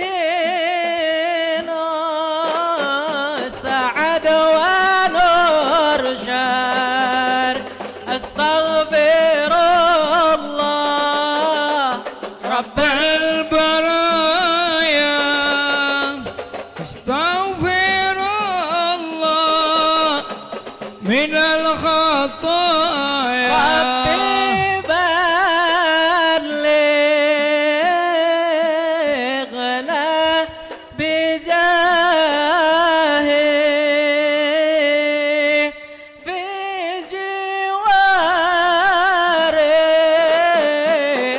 خير مقعر استغفر الله رب البرايا استغفر الله من الخطايا وصلاة الله تغشى أشرف الرسل محمد وسلام مستمر كل حين يتجدد يا تواب تب علينا يا تواب تب علينا وارحمنا وانظر إلينا وارحمنا وانظر إلينا صلى الله على محمد صلى الله عليه وسلم صلى الله على محمد يا ربي صل وسلم صلى الله على محمد صلى الله عليه وسلم صلى الله على محمد يا ربي صل وسلم اللهم صل وسلم وبارك عليه وعلى آله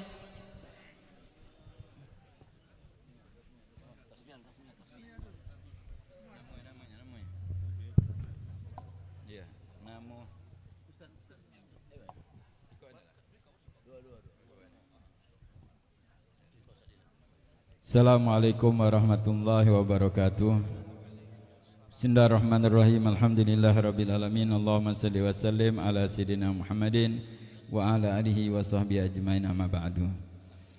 Faqad qala Rasulullah sallallahu alaihi wasallam, innakum tud'auna yaumal qiyamah bi asma'ikum wa asma'i abaikum fa ahsinu asma'akum. Rasulullah sallallahu alaihi wasallam bersabda, sesungguhnya kalian akan dipanggil dengan nama kalian dan nama orang tua kalian, maka perbagusilah nama kalian.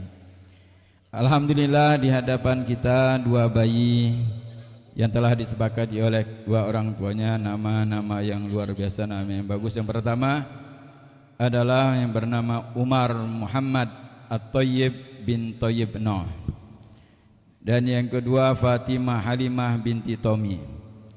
Kita doakan mudah-mudahan, dan satu lagi Muhammad Umar Zain bin Muhammad Haikal Al-Hadi. Ketiga anak ini kita doakan agar Allah Subhanahu wa taala panjangkan umur dalam taat kepada Allah, diberikan ilmu yang bermanfaat, diluaskan rezeki yang halal dan barokah, dijaga dari segala macam fitnah, dan Allah Subhanahu wa taala jadikan ketiga anak ini anak yang dibanggakan oleh Nabi sallallahu alaihi wasallam, menjadi permata hati Nabi Muhammad sallallahu alaihi wasallam, dan Allah Subhanahu wa taala berikan kemanfaatan untuk dunia dan akhirat. wa ala hadiniya wa ala na wa asalaman solin datas medi abnaihim wa ala hadiniya bigunu salih wa ila hadratin nabi Sayyidina Muhammadin sallallahu alaihi wasallam. Al-Fatihah.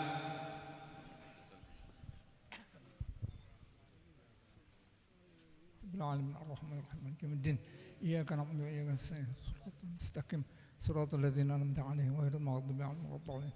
بسم الله الرحمن الرحيم الحمد لله رب العالمين اللهم صل وسلم على سيدنا محمد وعلى سيدنا محمد. اللهم بارك لنا في أولادنا وبناتنا ولا تضرهم ووفقهم لطاعتك وارزقنا برهم بحبل ربنا هب لنا من أزواجنا وذرياتنا قرة أعين واجعلنا للمتقين إماما. ربنا آتنا في الدنيا حسنة وفي الآخرة حسنة وقنا عذاب النار. وصلى الله على سيدنا محمد وآله وصحبه وسلم. الحمد لله رب العالمين. قبول.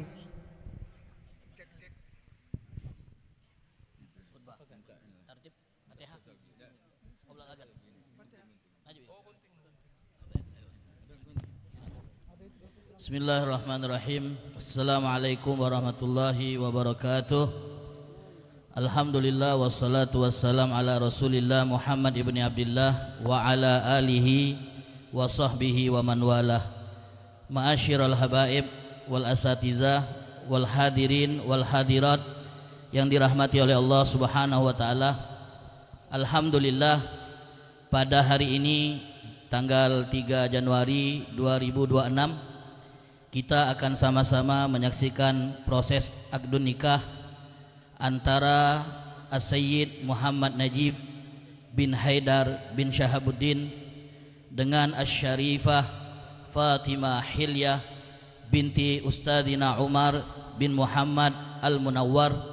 Mudah-mudahan proses akdun nikah diberikan kelancaran oleh Allah dan kita semua yang ada di tempat ini diberikan keberkahan oleh Allah Subhanahu wa taala, dan mudah-mudahan kedua mempelai akan dianugerahi oleh Allah Al-Katsirut Thayyib. Amin ya rabbal alamin. Sebelumnya untuk menambah keberkahan dari Allah Subhanahu wa taala, kita mintakan Fatihah qoblal agad yang insyaallah akan dipandu oleh Ustadzuna Buya Hamid bin Umar Al-Habsyi, dan insyaallah khutbatun nikah akan dibaca langsung oleh mempelai pria Sayyid Muhammad Najib bin Haidar bin Syahab. Fa alaihima falyatafaddala mashkura. الفاتحة على هذه النية وأكون صالحة وإلى حضرة النبي محمد صلى الله عليه وسلم كرام. الفاتحة.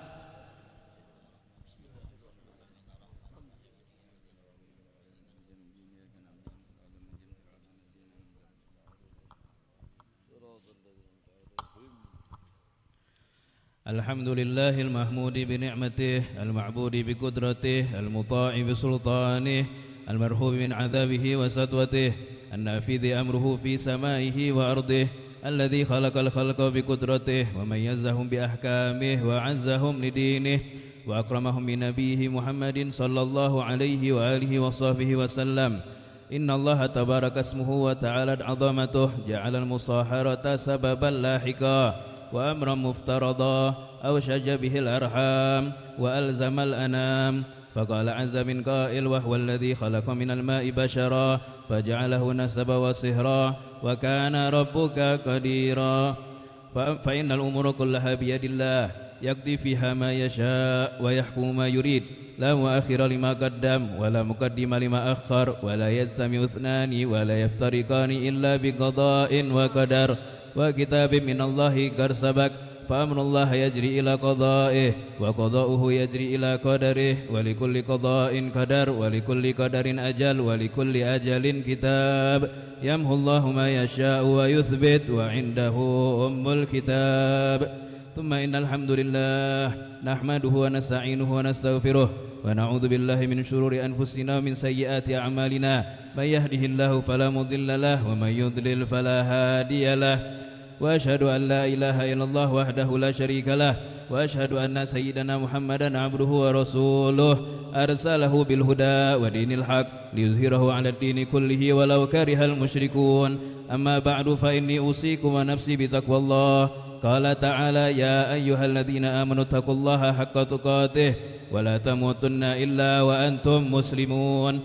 وقال تعالى يا أيها الناس اتقوا ربكم الذي خلقكم من نفس واحدة وخلق منها زوجها وبث منهما رجالا كثيرا ونساء واتقوا الله الذي تساءلون به والأرحام إن الله كان عليكم رقيبا وقال تعالى يا أيها الذين آمنوا اتقوا الله وقولوا قولا سديدا يصلح لكم أعمالكم ويغفر لكم ذنوبكم ومن يطع الله ورسوله فقد فاز فوزا عظيما وقال النبي صلى الله عليه وسلم يحث أمته على تجارة رابحة الدنيا متاع وخير متاعها المرأة الصالحة وقال النبي صلى الله عليه وسلم مبينا على أنه من العز والكرامة تناكحوا تكثروا فإني مباح بكم الأمم يوم القيامة وقال النبي صلى الله عليه وسلم مخبرا على أنه من الشهوات الواقي إذا تزوج الرجل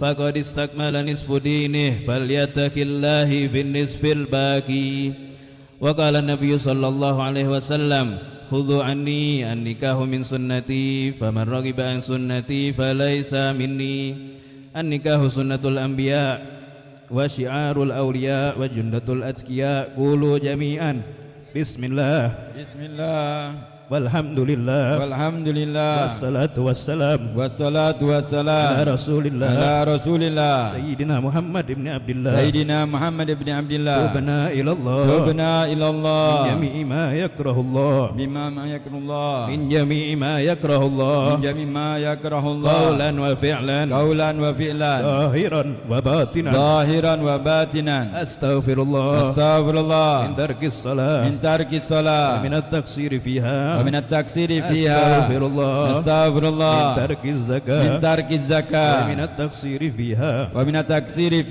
أستغفر الله من ظلم العباد أستغفر الله من جميع المعاصي والذنوب أشهد أن لا إله إلا الله وأشهد أن محمدا رسول الله آمنا بالشريعة وصدقنا بالشريعة وتبرأنا من كل دين يخالف دين الإسلام أقول قولي هذا وأستغفر الله العظيم لي ولكم ولوالدينا ولوالديكم فاستغفروه إنه هو الغفور الرحيم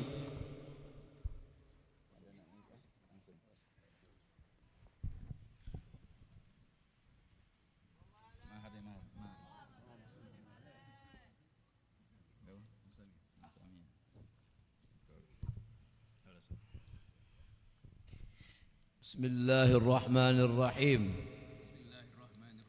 الحمد لله والصلاة والسلام على رسول الله محمد بن عبد الله وعلى آله وصحبه ومن تبع سنته واقتدى بهداه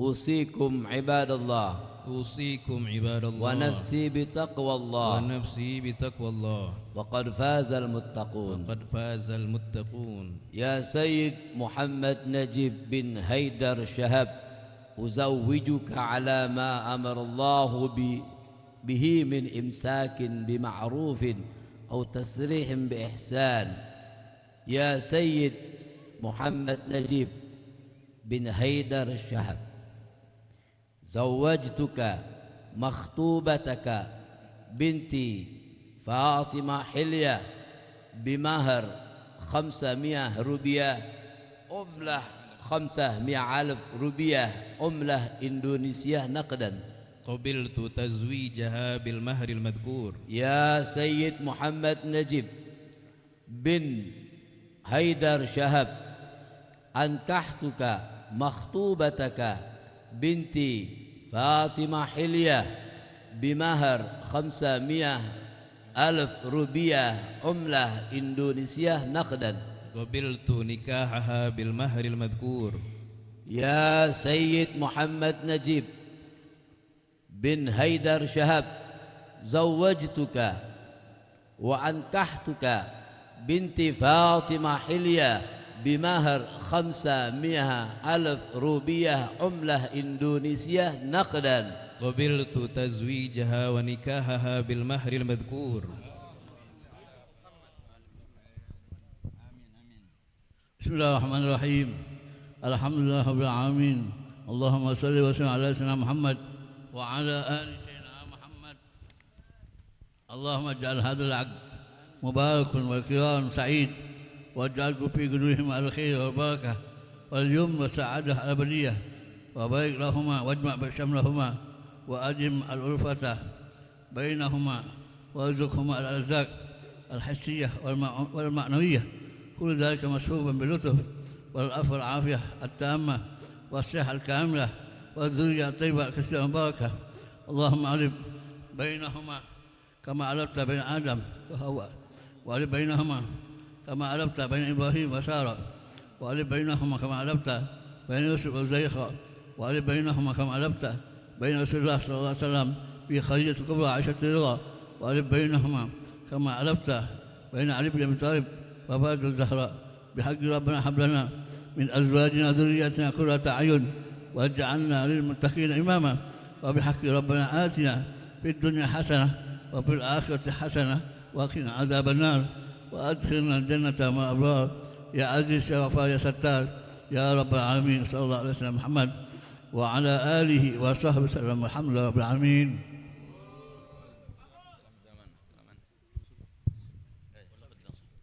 اللهم صل وسلم وبارك عليه وعلى آله.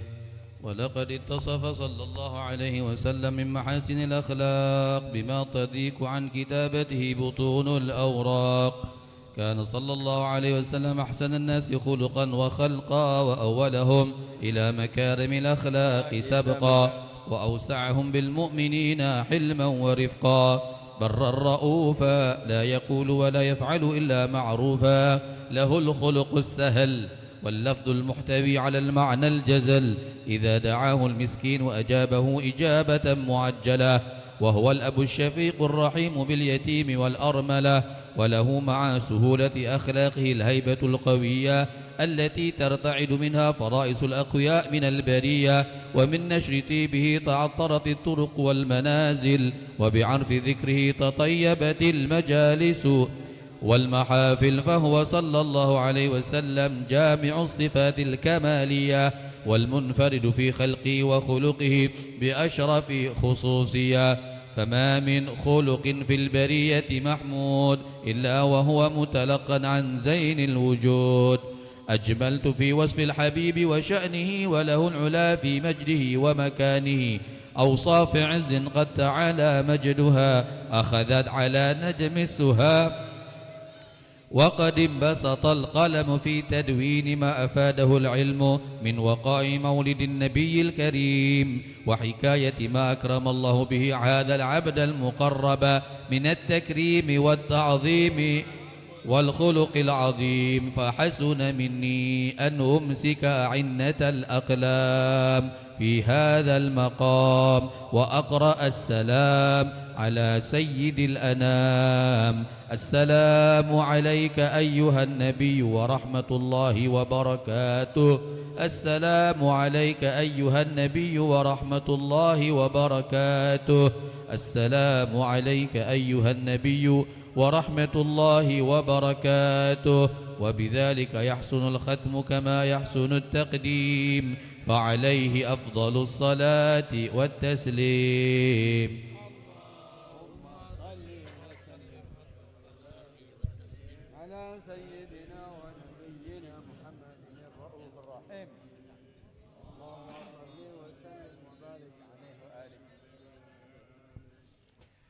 أستغفر الله العظيم. بسم الله الرحمن الرحيم. الحمد لله رب العالمين. اللهم صل وسلم على سيدنا محمد وعلى آل سيدنا محمد. ولما نظم الفكر من دراري الأوصاف المحمدية عقودا، توجهت إلى الله متوسلا بسيدي وحبيبي محمد صلى الله عليه وآله وسلم أن يجعل سعي فيه مشكورا وفعلي فيه محمودا، وأن يكتب عملي في الأعمال المقبولة وتوجهي في التوجهات الخالصة والصلات الموصولة. اللهم يا من إليه تتوجه الآمال فتعود ظافرة، وعلى باب عزته تحد الرحال فتغشاها منه الفيوضات الغامرة. نتوجه إليك بأشرف الوسائل لديك سيد المرسلين عبدك الصادق الأمين سيدنا محمد الذي عمت رسالته العالمين، أن تصلي وسلم على تلك الذات الكاملة مستودعي أمانتك وحفيظ سرك وحامل راية دعوتك الشاملة، الأب الأكبر المحبوب لك والمخصص بالشرف الأبخر في كل موطن من مواطن القرب ومظهر قاسم إمدادك في عبادك وساقي كؤوس إرشادك لأهل ودادك، سيد الكونين وأشرف الثقلين العبد المحبوب الخالص المخصوص منك بأجل الخصائص. اللهم صل وسلم عليه وعلى آله وأصحابه وأهل حضرة اقترابه من أحبابه.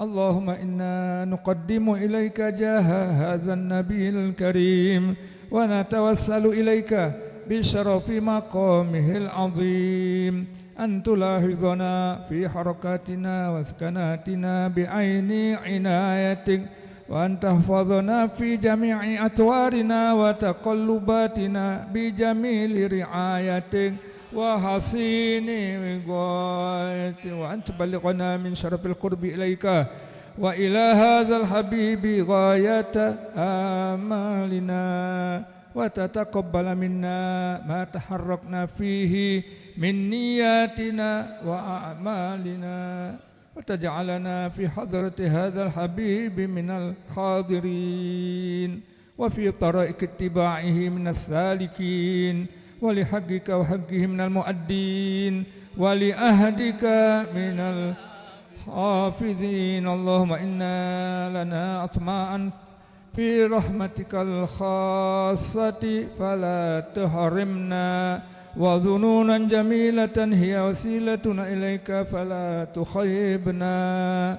آمنا بك وبرسولك وما جاء به من الدين، وتوجهنا به إليك مستشفعين أن تقابل المذنب منا بالغفران والمسيء بالإحسان والسائل بما سأل والمؤمل بما أمل، وأن تجعلنا ممن نصر هذا الحبيب ووازره ووالاه وظاهره، وعم ببركته وشريف وجهته أولادنا ووالدينا وأهل قطرنا ووادينا وجميع المسلمين والمسلمات والمؤمنين والمؤمنات في جميع الجهات، وأدمعة الدين القويم في جميع الأقطار منشورة، ومعالم الإسلام والإيمان بأهلها معمورة معنا وصور. واكشف اللهم كربة المكروبين، واقضي دين المدينين، واغفر للمذنبين، وتقبل وانشر رحمتك على عبادك المؤمنين أجمعين، واكفي شر المعتدين والظالمين، وابسط العدل بولاة الحق في جميع النواحي والأقطار، وأيدهم بتأييد من عندك ونصر على المعاندين من المنافقين والكفار، واجعلنا يا ربي في الحسن الحسين من جميع البلايا، واجعلنا يا رب في الحسن الحسين من جميع البلايا، واجعلنا يا رب في الحسن الحسين من جميع البلايا، في الحرز المكين من الذنوب والخطايا، وأدمنا في العمل بطاعتك والصدق في خدمتك قائمين، وإذا توفيتنا فتوفنا مسلمين مؤمنين واختم لنا منك بخير أجمعين. وصل وسلم على هذا الحبيب المحبوب للأجسام والأرواح والقلوب وعلى آله وصحبه ومن إليه منسوب. وآخر دعوانا الحمد لله رب العالمين. سبحان ربك رب العزة عما يصفون وسلام على المرسلين والحمد لله رب العالمين. سر الفاتحة.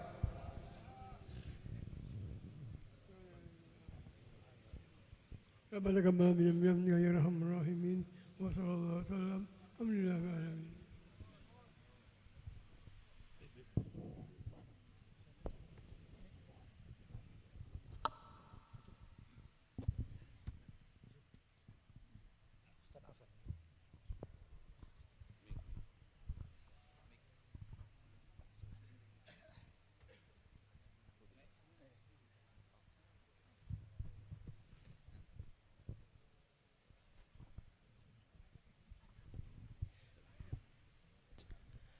Bismillahirrahmanirrahim. Assalamualaikum warahmatullahi wabarakatuh. Innal hamdalillah nahmaduhu wa nasta'inuhu wa nastaghfiruh wa na'udzu billahi min syururi anfusina wa min sayyiati a'malina. Man yahdihillahu fala mudhillalah wa man yudlil fala hadiyalah. Asyhadu an la ilaha illallah wa asyhadu anna Muhammadan abduhu wa rasuluh.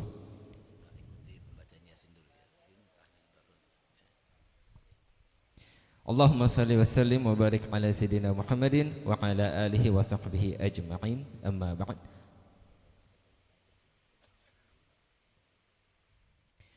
Jamaah yang dirahmati Allah Subhanahu wa taala, untuk mengawali kegiatan haul hari ini kita akan memulai dengan pembacaan Yasin, suratul Yasin yang insyaallah akan dipimpin oleh Ustaz Umar bin Muhammad Al-Munawwar. Insyaallah jamaah boleh kita nanti akan membaca Yasin bersama-sama. Fatihah wa Yasin wa tahlil wa tasbih. Shallallahu ala nabi ila hadrati sayyidina Rasulullah Muhammad ibn Abdullah wa alihi washabihi thumma ila ruhil walid Muhammad bin Ali Munawwar wa Sharif Zainab bint Muhammad As-Saqaf Allah يغفر لهما ويرحمهما ويسكنهما برحمته وإلى حضرة النبي محمد صلى الله عليه وسلم. الفاتحة.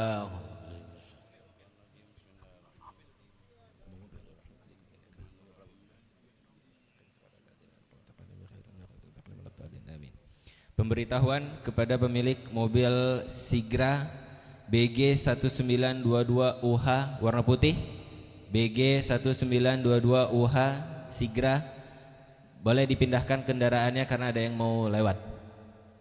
Itu aja. Oke. Bismillahirrahmanirrahim. Yasin wal Qur'anil Hakim innaka laminal mursalin ala siratim mustaqim. تنزيل العزيز الرحيم لتنذر قوما ما أنذر آباؤهم فهم غافلون.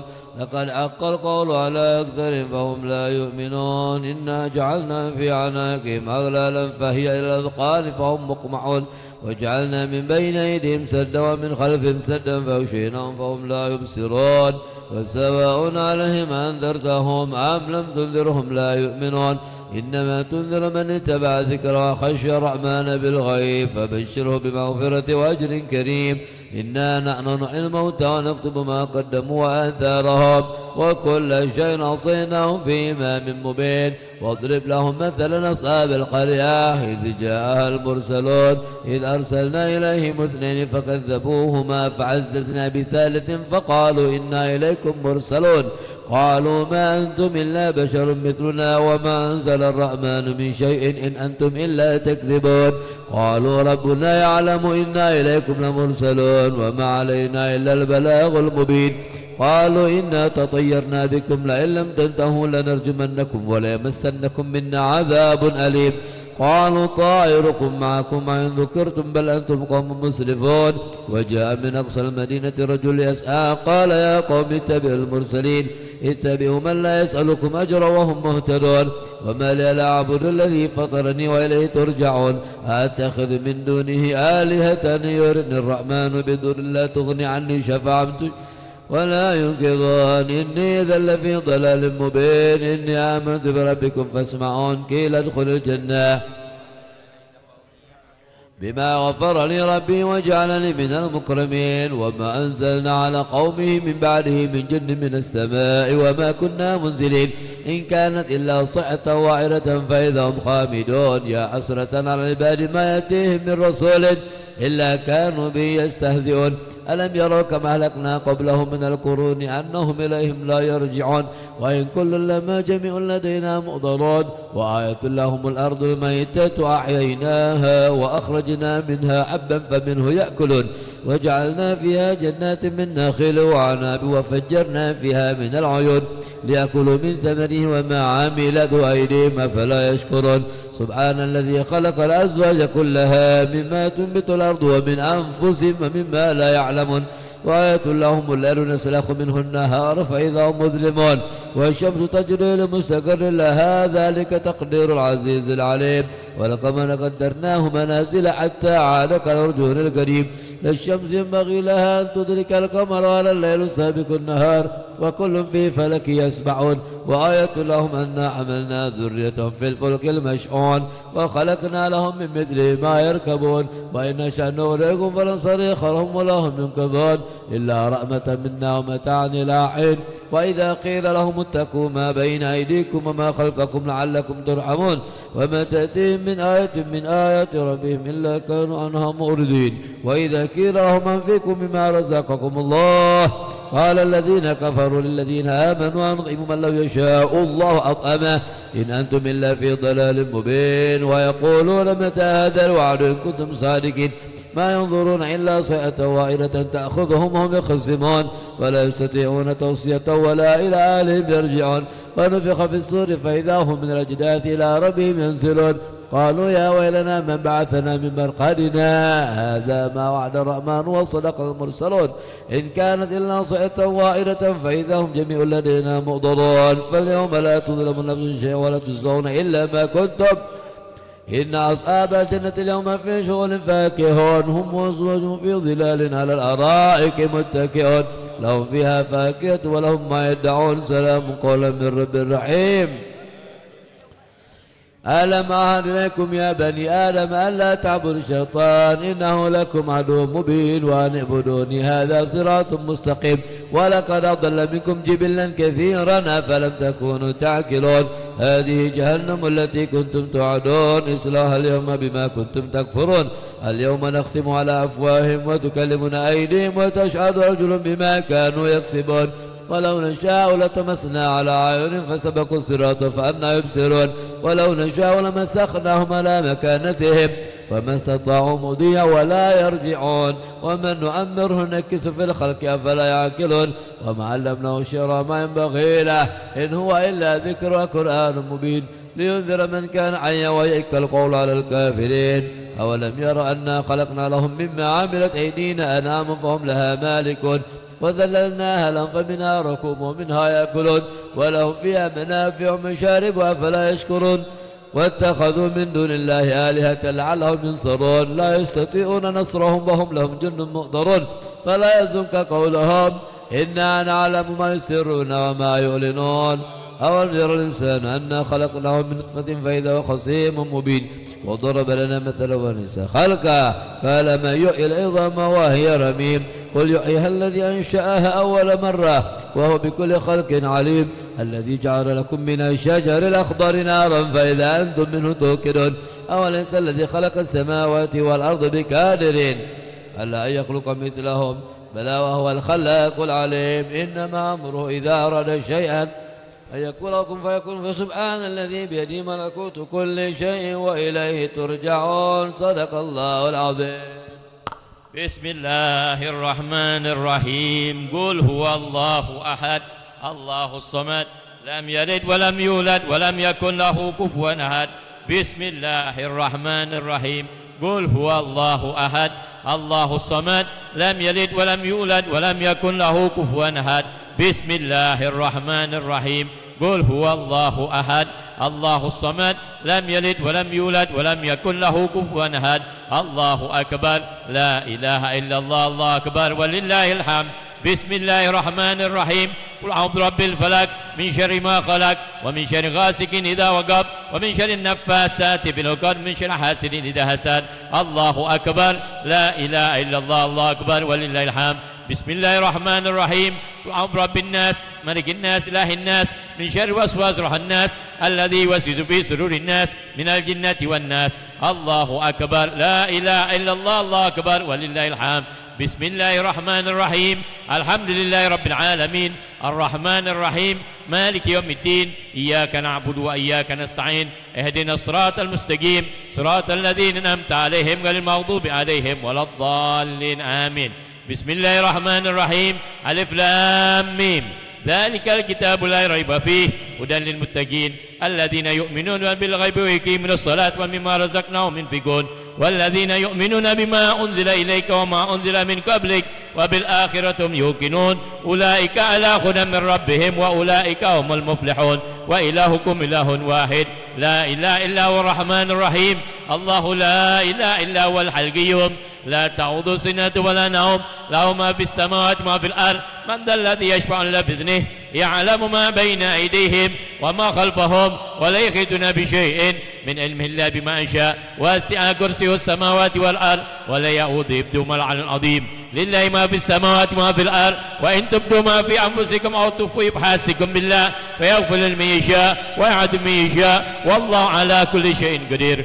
آمن الرسول بما أنزل من ربه والمؤمنون كل آمن بالله وملائكته وكتبه ورسله لا نفرق بين أحد من رسله وقالوا سمعنا وأطعنا غفرانك ربنا وإليك المصير لا يكر الله نفسا إلا وسعها لها ما كسبت وعليها ما اكتسبت ربنا لا تؤاخذنا إن نسينا وأخطأنا ربنا ولا تحمل علينا إصرا كما عملته على الذين من قبلنا ربنا ولا تحملنا ما لا طاقة لنا به واعف عنا واغفر لنا وارحمنا واعف عنا واغفر لنا وارحمنا واعف عنا واغفر لنا وارحمنا أنت مولانا فانصرنا على القوم الكافرين برحمتك يا أرحم الراحمين ارحمنا يا أرحم الراحمين ارحمنا يا أرحم الراحمين ارحمنا رحمة الله وبركاته عليكم أهل البيت إنه حميد مجيد إنما يريد الله يذهب عنكم رجس أهل البيت ويطهركم تطهيرا إن الله وملائكته يصلون على النبي يا أيها الذين آمنوا صلوا عليه وسلموا تسليما اللهم صل أفضل الصلاة على أسعد مخلوقاتك حبيب الله سيدنا محمد وعلى آله وصحبه وسلم عدد معلوماتك ومداد كلماتك كلما ذكرك الذاكرون وغفر عن ذكرك الغافلون اللهم صل أفضل الصلاة على أسعد مخلوقاتك حبيب الله سيدنا محمد وعلى آله وصحبه وسلم عدد معلوماتك ومداد كلماتك كلما ذكرك الذاكرون وغفل عن ذكرك الغافلون اللهم صل أفضل الصلاة على أسعد مخلوقاتك حبيب الله سيدنا محمد وعلى آله وصحبه وسلم عدد معلوماتك ومداد كلماتك كلما ذكرك الذاكرون وغفر عن ذكرك الغافلون وسلم رضي الله تعالى عن أصحاب الرسول الله أجمعين وحسبنا الله ونعم الوكيل نعم المولى ونعم النصير ولا حول ولا قوة إلا بالله العلي العظيم نستغفر الله العظيم نستغفر الله العظيم نستغفر الله العظيم إن الله الغفور الرحيم قال رسول الله صلى الله عليه وسلم أفضل ما قلت أنا والنبيون من قبلي لا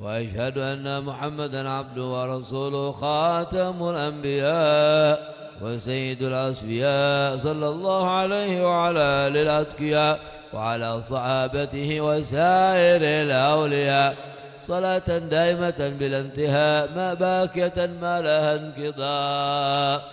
اللهم إنا نحمدك على ما هديتنا له من الإسلام وعلمتنا له من الأحكام حتى جعلتنا ممن يهتدي بهديك ويدين بدينك ويتبع سنة نبيك ويدمن تلاوة وحيك ويتشرف بكريم خطابك ويطالع حكم كتابك الذي أنزلته على سيدنا محمد خاتم أنبيائك المؤتمن على أنبائك فجعلته شفيعا للمؤمنين وهدى للعالمين ورحمة للمصدقين وعصمة للموقنين. اللهم اجعلنا مما يؤمن بوعده ووعيده ويتلذذ بإعادته وترديده ويقرأه بترتيله وتجويده ولا يتعدى ويعتصم به من الشيطان وجنوده ويبلغ به من رضاك إلى مقصوده. اللهم وتجاوز عنا ما قصرنا فيه من تلاوة ما رتلناها وقراءة ما تأملناها وعمل له على غير طهارة أهملناها وأعمال نلبتنا إلى العمل بها فيه فما عملناها. واغفر اللهم لنا بحرمته كل شيء ارتكبناها أسررناها أو أعلناها. اللهم اجعلنا ممن سعد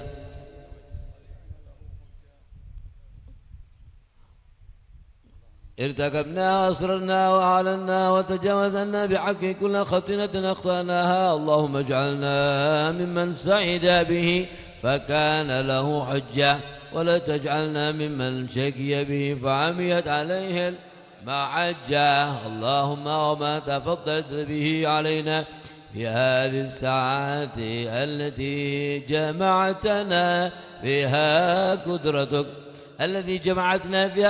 وألفتنا فيها مشيئتك على تلاوة وحيك وقراءة كتابك من دعوة صالحة استجبتها أو قراءة تقبلتها أو بركة أنزلتها أو مغفرة أنعمت بها أو رحمة تفضلت بها.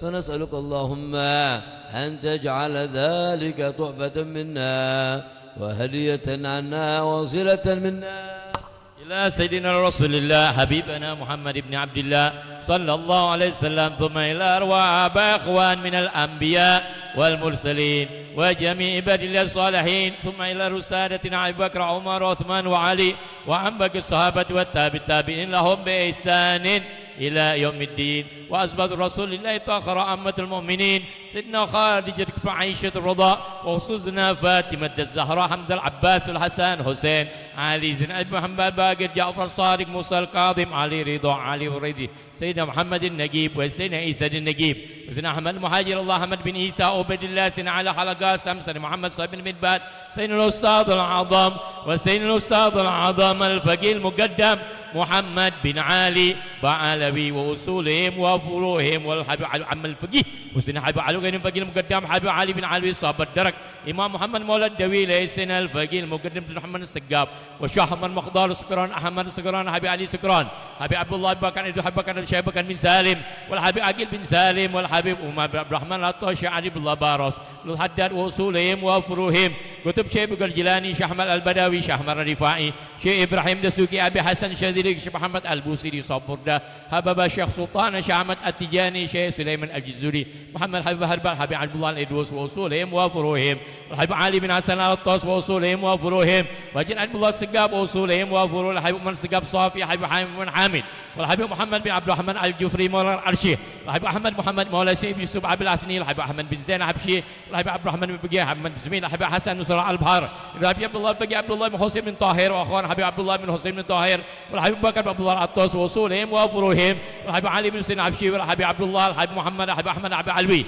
بن علي محمد بن حسين عبد محمد بن هدي الزقاب وأصولهم وفروعهم والحبيب أحمد بن حسين عبد الله الحدار والحبيب الحبيب علي بن شعب أحمد محمد ظهر وحسين الحبيب عبد القادر بن أحمد السقاب والحبيب محمد بن صالح المخضار والحبيب عبد الرحمن مصطفى الإدروس ومن تارم وأحلام الزنبل سادة علوين والحبيب حسين بن أبو بكر عبد الله محسن العطاس وأصولهم وفروعهم والحبيب محمد الحداد والحبيب علوي والحبيب حسين بن الحداد والحبيب أحمد بن عبد الله بن طالب العطاس وأصولهم وفروعهم والحبيب عبد القادر بن علوي السقاب وأصولهم وفروعهم والإتس رحمة الأنفال شيخ بن أحمد بن فقيه محمد بن أحمد فقيه بن يحيى بن صافي والحبيب محمد بن سنة الإدروس محمد بن حبشي محمد بن حبشي والحبيب محمد بن أحمد مخضار والإنسانين الحبيب جنب السقاب حبيب علوي السقاب والحبيب عبد الله بن علي الحداد والحبيب السقاب شيخ علي ابن القطب الإمام بكر محمد السقاب والحبيب محمد الحشم السقاب والحبيب صالح محسن حامد حسين بن الحادي الحامد والحبيب عبد القادر محمد فقيه الحبيب عبد الله بن القادر محمد بن حسين معبود وإلى الرسل إلى الحبيب هو الحبيب حسن بحر وزين الحوت بن عبد الله السقاب والحبيب أحمد محمد الحداد محسن العطاس والحبيب علي بن حسين الحبيب بن جنيل والحبيب علي بن محمد حبشي وأصولهم وفروعهم والحبيب سالم بن طه وإلى الرسل إلى الحبيب أحمد بن علوي الحداد من جاوز سادتنا علوين والحبيب حامل الحبيب حسين بن عثمان الحبيب حسين بن عثمان الحبيب حسين بن عثمان الإدروس وأصولهم وفروعهم والحبيب محمد والحبيب عبد الرحمن مصطفى الإدروس والحبيب عبد الرحمن مصطفى بن سمين وأصولهم وفروعهم وإلى الرسل إلى الحبيب حسين بن أحمد بركبة وسرور وفروعهم والحبيب حامد بن عبد الرحمن السقاب وأصولهم وفروعهم والحبيب هاشم بن حسين ملاخرة بشاط وأصولهم وفروعهم والحبيب حامد بن علي بن الحداد واخوان حبيب حامد واصولهم وفروعهم والحبيب احمد بن علي بن صالح بن شهاب بكر بن سالم وشهاب بن احمد بن عبد الله بن سالم بن الكاب والحبيب شهاب بن احمد بن شهاب والحبيب احمد بن شهاب بن احمد بن شهاب والحبيب عبد الله بن شهاب والحبيب حامد ومن بن شهاب واصولهم وفروعهم والحبيب محمد بن عبد الرحمن المنور والحبيب عبد الرحمن محمد المنور واصولهم وفروعهم ومس ايوباريا بنت مس اجوز محمد والحبيب احمد بن حسن حبشي واصولهم وفروعهم والحبيب احمد بن حامد الكابشي والحبيب علي بحسين والحبيب عبد الرحمن بن عبد الله بن علي بن شهاب والحبيب بكر بن محمد بن شهاب واصولهم وفروعهم والرسل الى الحبيب عبد القادر بن حسين الادوس والحبيب علي بن عبد الرحمن محمد النوار واصولهم وفروعهم والحبيب علوي بن شيب بن احمد بن سقاب وحبيب عبد الوهاب بن عبد الرحمن النوار والسيد عبد الرحمن محمد ابو بكر بن حسان واحمد وعلي عبد الله حسين عبد الحبيب علي بن سقاب وشرائب حبابه شيخه وفاطمه ونور عائشه شيخ علي بن سقاب والحبيب محمد بن عمر ملاقي ثم إلى روح الأستاذ المربي روحي علي بن محمد بن حسين بعبود والأستاذ محمد بن حسين بعبود ثم إلى روح الأستاذ نووي بن شيخ الحافظ ثم إلى روح الأستاذ الشيخ راسل بن صديق الحافظ ثم إلى روح الشيخ سالم مصطفى ثم إلى روح الأستاذ محمد بن سعد بارجع ثم إلى روح الأستاذ علي عمر طيب وإلى روح الأستاذ أبو بكر بن عبد الله الكاوس المحسن بن أحمد الكاب ثم إلى روح الوالدة المسبحة لله كثيرا زينب بنت محمد السقاف ثم إلى روح الحبيب محمد بن علي بن الفقر وإلى روح الشريفة مريم بن سالم السقاف ثم إلى روح الحبابة صافية بنت الحبيب علي منوى وشريفة شفاء بنت الحبيب علي بن نور ثم إلى روح الحبيب علوي بن ابن الحبيب علي بن المنور ثم إلى روح الحبيب عبد الله بن محمد الفخر ثم إلى روح الحبيب علوي بن محمد الفخر ثم إلى روح الحبيب حامد بن محمد الفخر ثم إلى روح شريفة الصالحة بنت الحبيب محمد الفخر ثم إلى روح شريفة ماني بنت الحبيب محمد الفخر ثم إلى روح الأخت أختي الشريفة خديجة بنت محمد المنور ثم إلى روح الحبيب علوي بن حمزة المقضى والحبيب عبد الباسط بن حمزة المصور ثم إلى روح الحبيب سيد كمال حسن بن علي بن علي السقاف ثم إلى روح الحبيب الوالد محمد بن علي المنور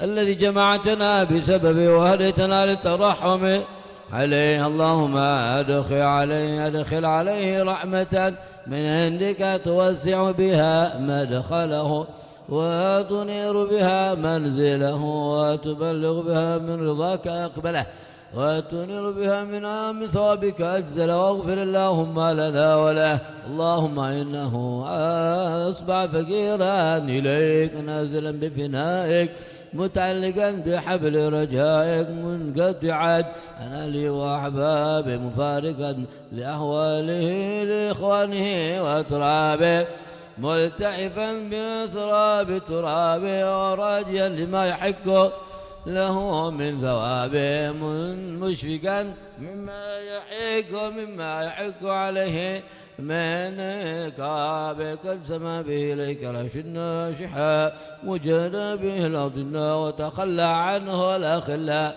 وفارقه الأحباء وتبرأ منه الأولياء. وأنت أرحم به من أحبابه وأحن عليه من أوليائه وأعطف عليه من أخلائه وأرفق به من آبائه وابنائه. اللهم فارحمه رحمة تهديها إليه واغفر له مغفرة تمن بها عليه واجعل قراءتنا نورا له يسعى بين يدي. اللهم اجعل القرآن أمنا عظيم أمنا له يوم الفزع وعونا له على هول المطلع وزلفى إليك عند المرتجع يوم يأتيك واحدا فريدا يوم تجد كل نفس ما عملت من خير محضرا وما عملت من سوء تود لو أن بينه وبينه أملا بعيدا. واخلف اللهم في أهله وأهل مورته بخلف صالح تجمع بها شتاتهم وتريم بها الصلاح ثباتهم وترحم بها إياهم وأمواتهم وتجبر بهم بما صدع من قلوبهم بفقره والتاعة وتضيفهم بهم الترم من عشائهم بوجده وتعاصم بصبر الجميل من بعده. اللهم إنا نتوسل إليك. اللهم إنا نتشفع إليك بأن يشفى إليك وأعظم ما نقسم بحقه عليك وبحق نبي الطاهر الزكي سيدنا محمد صلى الله عليه وسلم وأصحابه وأهل بيته الذين أذهبت عنهم الرجس وطهرتهم تطهيرا. اللهم اسقنا واغيثنا. اللهم اسقنا غيثا مغيثا هنيئا مجللا سعا طبقا عاما دائما. اللهم إنا دعوناك كما أمرتنا فاستجب لنا كما وعدتنا إنك برحمتك يا أرحم الراحمين. اللهم لا تحرم كافة الحاضرين في هذا المقام مزايا إحسانك واقسم لنا ولهم نصيبا من لطائف امتنانك وتغمدنا وإياهم بعفوك وغفرانك ومن علينا وعليهم وعلى جميع المسلمين بمغفرتك ورضوانك واجعلنا يا رب من المفلحين المنجحين الفائزين البارين وأدخلنا برحمتك في عبادك الصالحين. وصلى الله على سيدنا محمد خاتم النبيين وعلى آله الطيبين الطاهرين وأصحابه المنتجبين وسلم عليهم وعليهم أجمعين والحمد لله رب العالمين. سبحان ربك رب العزة عما يصفون وسلام على المرسلين الحمد لله رب العالمين. بسورة الفاتحة. الحمد لله رب العالمين الرحمن الرحيم مالك يوم الدين إياك نعبد وإياك نستعين اهدنا الصراط المستقيم صراط الذين أنعمت عليهم غير المغضوب عليهم. بسم الله الرحمن الرحيم. بسم الله والحمد لله ولا إله إلا الله واستغفر الله وصلى الله على رسول الله. ربنا تقبل منا إنك أنت السميع العليم وتب علينا إنك أنت التواب الرحيم. وصلى الله على سيدنا محمد وعلى آله وصحبه وسلم. الحمد لله رب العالمين. Alhamdulillah, telah bersama-sama kita langsungkan pembacaan tahlil dan suratul Yasin. Semoga apa yang kita baca sampai kepada yang bersangkutan dan kita juga mendapatkan keberkahan dari Allah Subhanahu wa taala. Amin ya Allah ya rabbal alamin. Jamaah, mohon keikhlasan kita bacakan suratul Fatihah kepada Fatimah Halimah binti Nurdin dan juga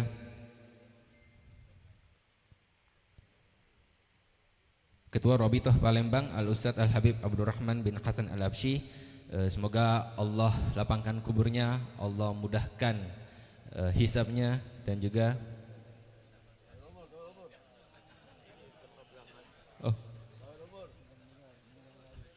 infonya salah ini. Ini dapat info aja ini. Baik, kita kirimkan Fatihah kepada Halimah binti Nurdin. Semoga Allah terima amal ibadahnya, Allah lapangkan ibadahnya. Kita minta kepada untuk pimpin Fatihah.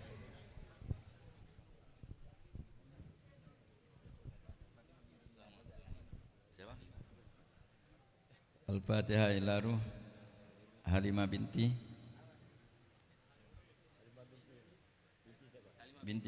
Nurdin. Bihan Allah ta'ala syahab berrahman firasakan menjana berrahmati wa adiyan dia khasa ambat dan ambat muslimin ajma'in nama wa ila hadratin Nabi Sayyidina Muhammadin sallallahu alaihi wasallam. Al-Fatihah.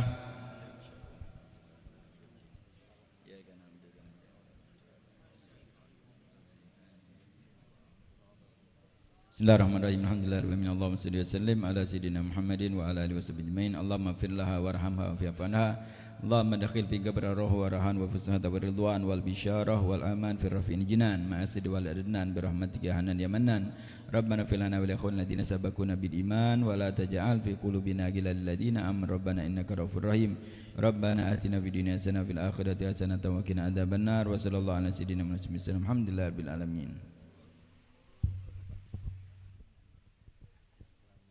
Ana mohon maaf atas kesalahan membaca info kepada Habib Al-Ustaz Habib Abdurrahman bin Hasan Al-Habsyi. Semoga Allah panjangkan umurnya. Amin ya Allah rabbal alamin. Ana mohon maaf Habib sekali lagi.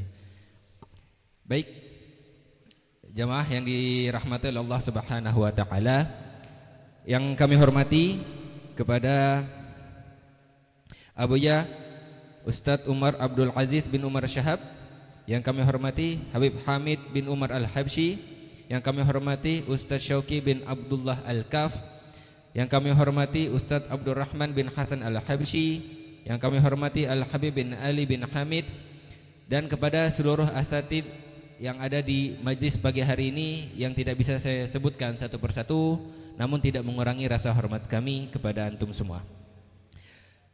Puji syukur marilah kita panjatkan kehadirat Allah Subhanahu wa taala atas berkah dan karunia-Nya. Pagi hari ini, pagi menjelang siang hari ini, kita bisa bersama-sama memperingati haul Al-Habib Muhammad bin Ali Al-Munawwar.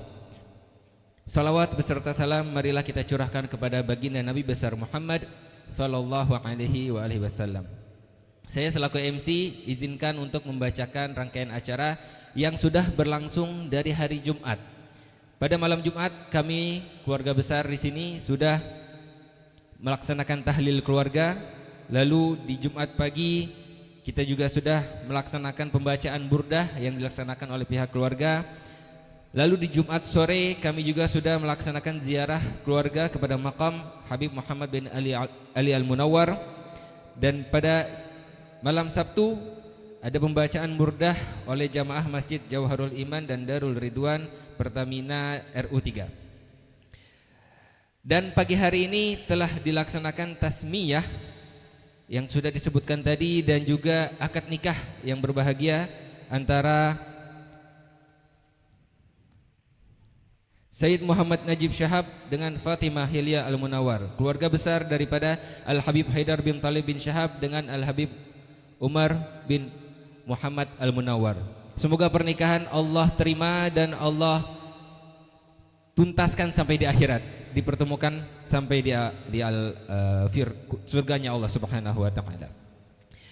Bapak Ibu jamaah yang dirahmati oleh Allah Subhanahu wa taala, marilah kita dengarkan manaqib Al-Habib Muhammad bin Ali Al-Munawwar yang insyaallah akan disampaikan oleh Sayyid Mustafa Furqan bin Umar Al-Munawwar. Kepada beliau waktu dan tempat kami persilakan. Shallu ala Muhammad.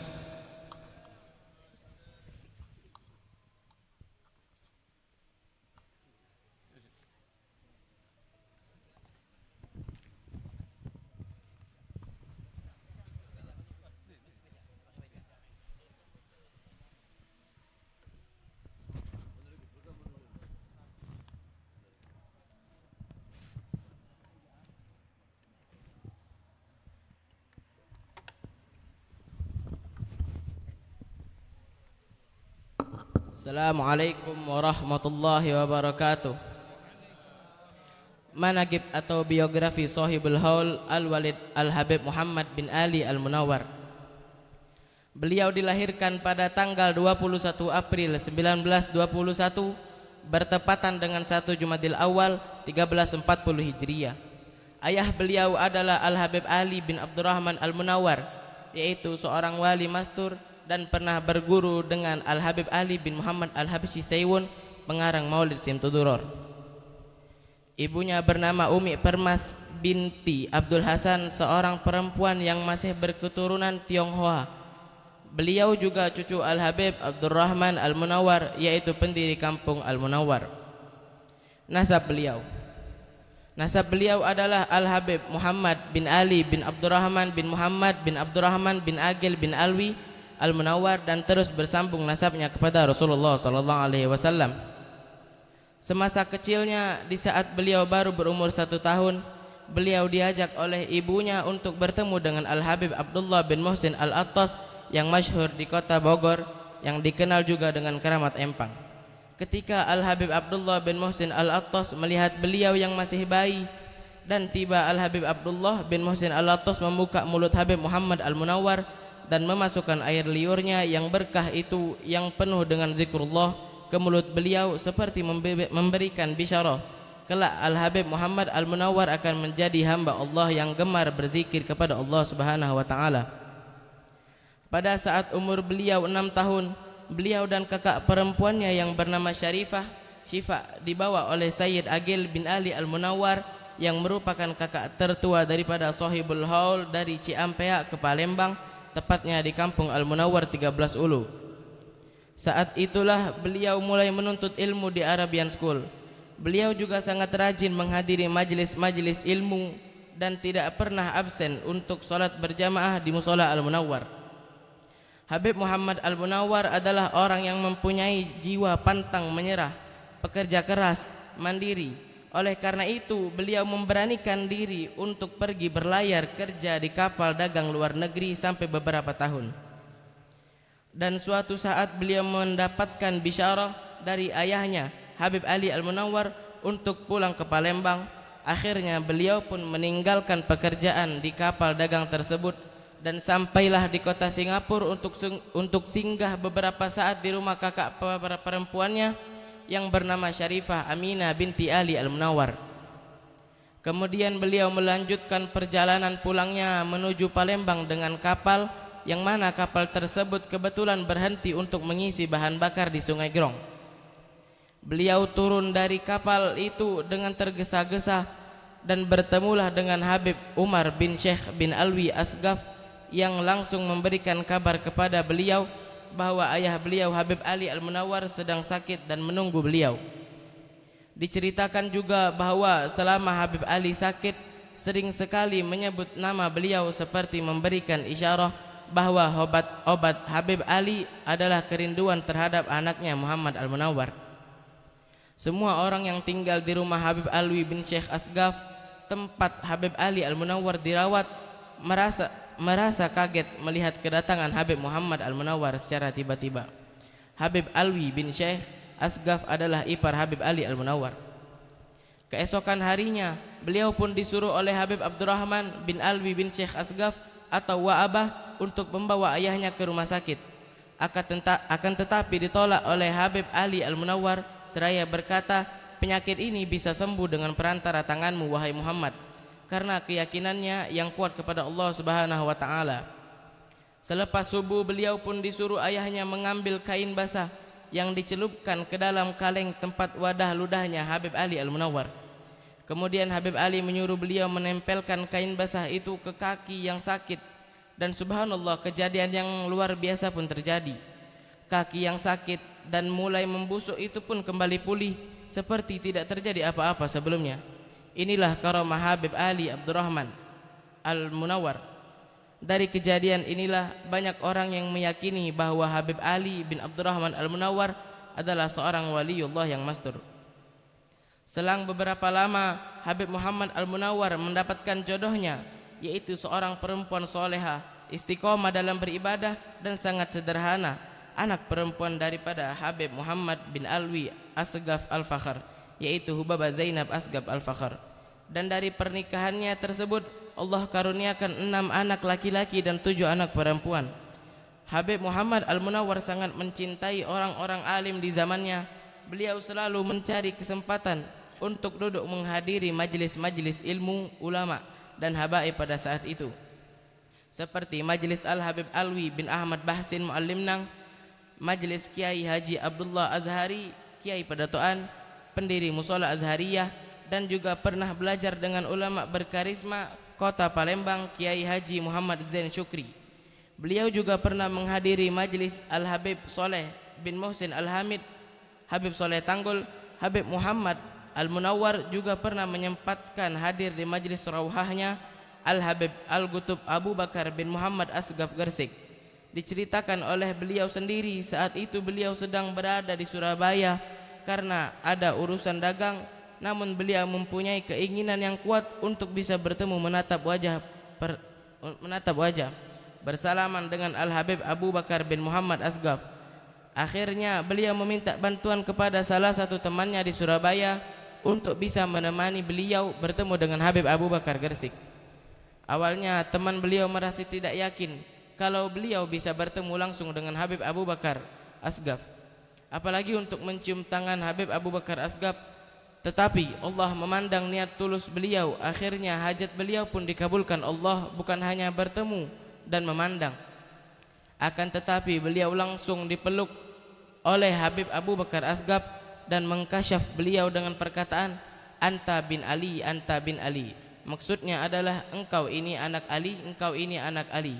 Padahal Habib Abu Bakar Asgaf belum pernah bertemu sekalipun dengan Habib Muhammad Al-Munawwar. Selama menjalani kehidupan berumah tangga dengan istri dan anak-anaknya, beliau gigih bekerja keras untuk mencari rezeki yang halal dan barokah. Beliau pernah berwirausaha memproduksi sabun, minyak gosok, celak, dan lain-lain dengan kreativitas beliau sendiri yang beliau namakan produknya dengan nama Akara. Namun usaha tersebut tidak menjadikan beliau lupa dengan Allah Subhanahu wa taala, masih tetap menjalankan tugas-tugasnya seperti menjadi imam salat rawatib di Musola Asgaf yang sebelumnya telah ditunjuk oleh Habib Muhammad bin Umar Maula Khela, menantu Habib Alwi bin Syekh Asgaf, dan menjadi khotib Jumat di masjid-masjid dalam beberapa waktu sebagaimana firman Allah di dalam surat An-Nur ayat 37. A'udzubillahi minasyaitonirrajim. Rijalul la tulhihim tijaratu wala bai'un an dzikrillahi wa iqamis salati wa ita'iz zakah iqamis salati wa ita'iz zakati yakhafuna yawman tataqallabu fihi al-qulubu wal absar. Pada tahun 1998, di saat umur beliau 67 tahun, beliau diuji Allah dengan penyakit stroke yang cukup parah, sehingga membuat beliau tidak bisa bebas beraktivitas seperti biasa. Namun beliau tetap bersyukur dan bersabar atas penyakit itu. Beliau pernah berucap kepada salah satu anaknya bahwa Abah sangat bersyukur atas penyakit ini sehingga Abah dapat lebih dekat dengan Allah dan Rasulullah SAW. Selama beliau sakit tidak pernah mengeluh dan selalu semangat untuk bisa mendatangi majelis-majelis haul. Bahkan di saat beliau sudah mulai merasa agak kuat, beliau meminta disewakan becak yang bisa mengantarkannya ke Musola Asgaf setiap harinya untuk sholat maghrib berjamaah dan menghadiri majelis burda setiap Jumat di komplek Asgaf. Pada tahun 2006, beliau menunaikan ibadah haji dan berziarah kepada datuknya Rasulullah SAW. Walaupun dalam keadaan yang sangat payah, beliau tetap bersemangat menjalaninya. Hari-hari beliau selalu diisi dengan zikrullah, mendengar bacaan Al-Quran, membaca wirid-wirid salaf sambil duduk di kursi rodanya. Beliau sangat mencintai qasidah burda Imam Busiri, sampai-sampai membuat beliau hafal dari sebagian qasidah burda tersebut, khususnya sholawat mudhariyah yang selalu beliau dengan hafalannya di majelis burda setiap Jumat. Beliau juga pernah berpuasa selama 2 bulan berturut-turut walaupun dalam keadaan sakit, sampai istri beliau sangat khawatir dengan kesehatan beliau. Perlu diketahui bahwa Habib Muhammad Al-Munawwar mempunyai kebiasaan yang banyak tidak diketahui orang-orang, bahwa beliau selalu mengangkat tangannya ke langit untuk mendoakan umat Rasulullah SAW di saat beliau sedang duduk ataupun berbaring di atas kasurnya. Beliau adalah orang yang sangat menghormati tamu dan memuliakan tamu. Banyak orang yang datang bersilaturahmi kepada Habib Muhammad Al-Munawwar dan minta didoakan oleh beliau atas hajat-hajat mereka. Tamu-tamu yang datang berasal dari kalangan awam maupun tokoh-tokoh ulama yang masyhur. Kedatangan mereka untuk mengharap keberkahan dari doa yang beliau panjatkan kepada Allah Subhanahu wa taala. Doa yang selalu didawamkan oleh beliau jika kedatangan tamu adalah bertawasul dengan Fatihah Habib Ali bin Muhammad Al-Habsyi, pengarang kitab Simtud-Duror. Beliau sangat mencintai Habib Ali bin Muhammad Al-Habsyi dan beliau pun bercerita bahwa Habib Ali hadir dalam mimpi-mimpinya. Banyak juga tamu yang belum memiliki keturunan datang kepada beliau untuk meminta didoakan, dan dengan izin Allah doa itu pun dikabulkan Allah Subhanahu wa taala. Pada tahun 2019, istri yang selalu setia dan menemani beliau wafat pada umur 88 tahun. 1 bulan setelah kewafatan istrinya, Habib Muhammad Al-Munawwar tidak pernah lagi tidur malam. Beliau mengganti waktu tidurnya dengan berzikir, berkholwat, berdoa di dalam kamarnya sampai tiba azan subuh, dan ini berlangsung hampir 2 tahun. Di awal tahun 2021, kondisi fisik beliau semakin melemah, tetapi beliau masih tetap bersemangat menunaikan salat fardu dan sunnah, berzikir walaupun di dalam hati, mendengarkan atau menyimak tilawah Al-Quran, bahkan masih melayani tamu yang datang. Beliau bercerita di saat beliau tertidur, beliau bermimpi bertemu dengan Rasulullah SAW dan para sahabatnya yang mengelilingi beliau di dalam mimpinya. Tepatnya pada malam 12 Rajab 1442 Hijriah, malam Kamis ba'dal Isya, di saat sedang berlangsung majelis tadarus Al-Quran di rumah beliau, beliau berpulang ke rahmatullah dengan husnul khatimah yang diiringi lantunan qasidah burda dan kiswah penutup makam Rasulullah SAW di atas dadanya. Setelah terdengar kabar kewafatan beliau, banyak sekali jamaah yang datang bertakziah untuk mendoakan beliau. Jenazah beliau disolatkan di Musola Asgaf oleh ribuan jamaah yang hadir serta menghantarkan jenazah beliau ke pemakaman Guba Asgaf. Beliau tidak meninggalkan apa-apa untuk anak dan cucu, kecuali rumah yang penuh dengan keberkahan yang saat ini kita berada di dalamnya. Karena sekarang rumah ini dijadikan tempat menghafal Quran yang dinamakan Madrasah Nasran Aziza. Mudah-mudahan Allah mengampuni dosa-dosa beliau dan menempatkannya di tempat yang terbaik bersama Rasulullah SAW, serta kita pun dikumpulkan kembali bersama dengan beliau kelak di syurga Allah Subhanahu wa taala. Wabillahi taufiq wal hidayah wa ridha wal inayah. Assalamualaikum warahmatullahi wabarakatuh.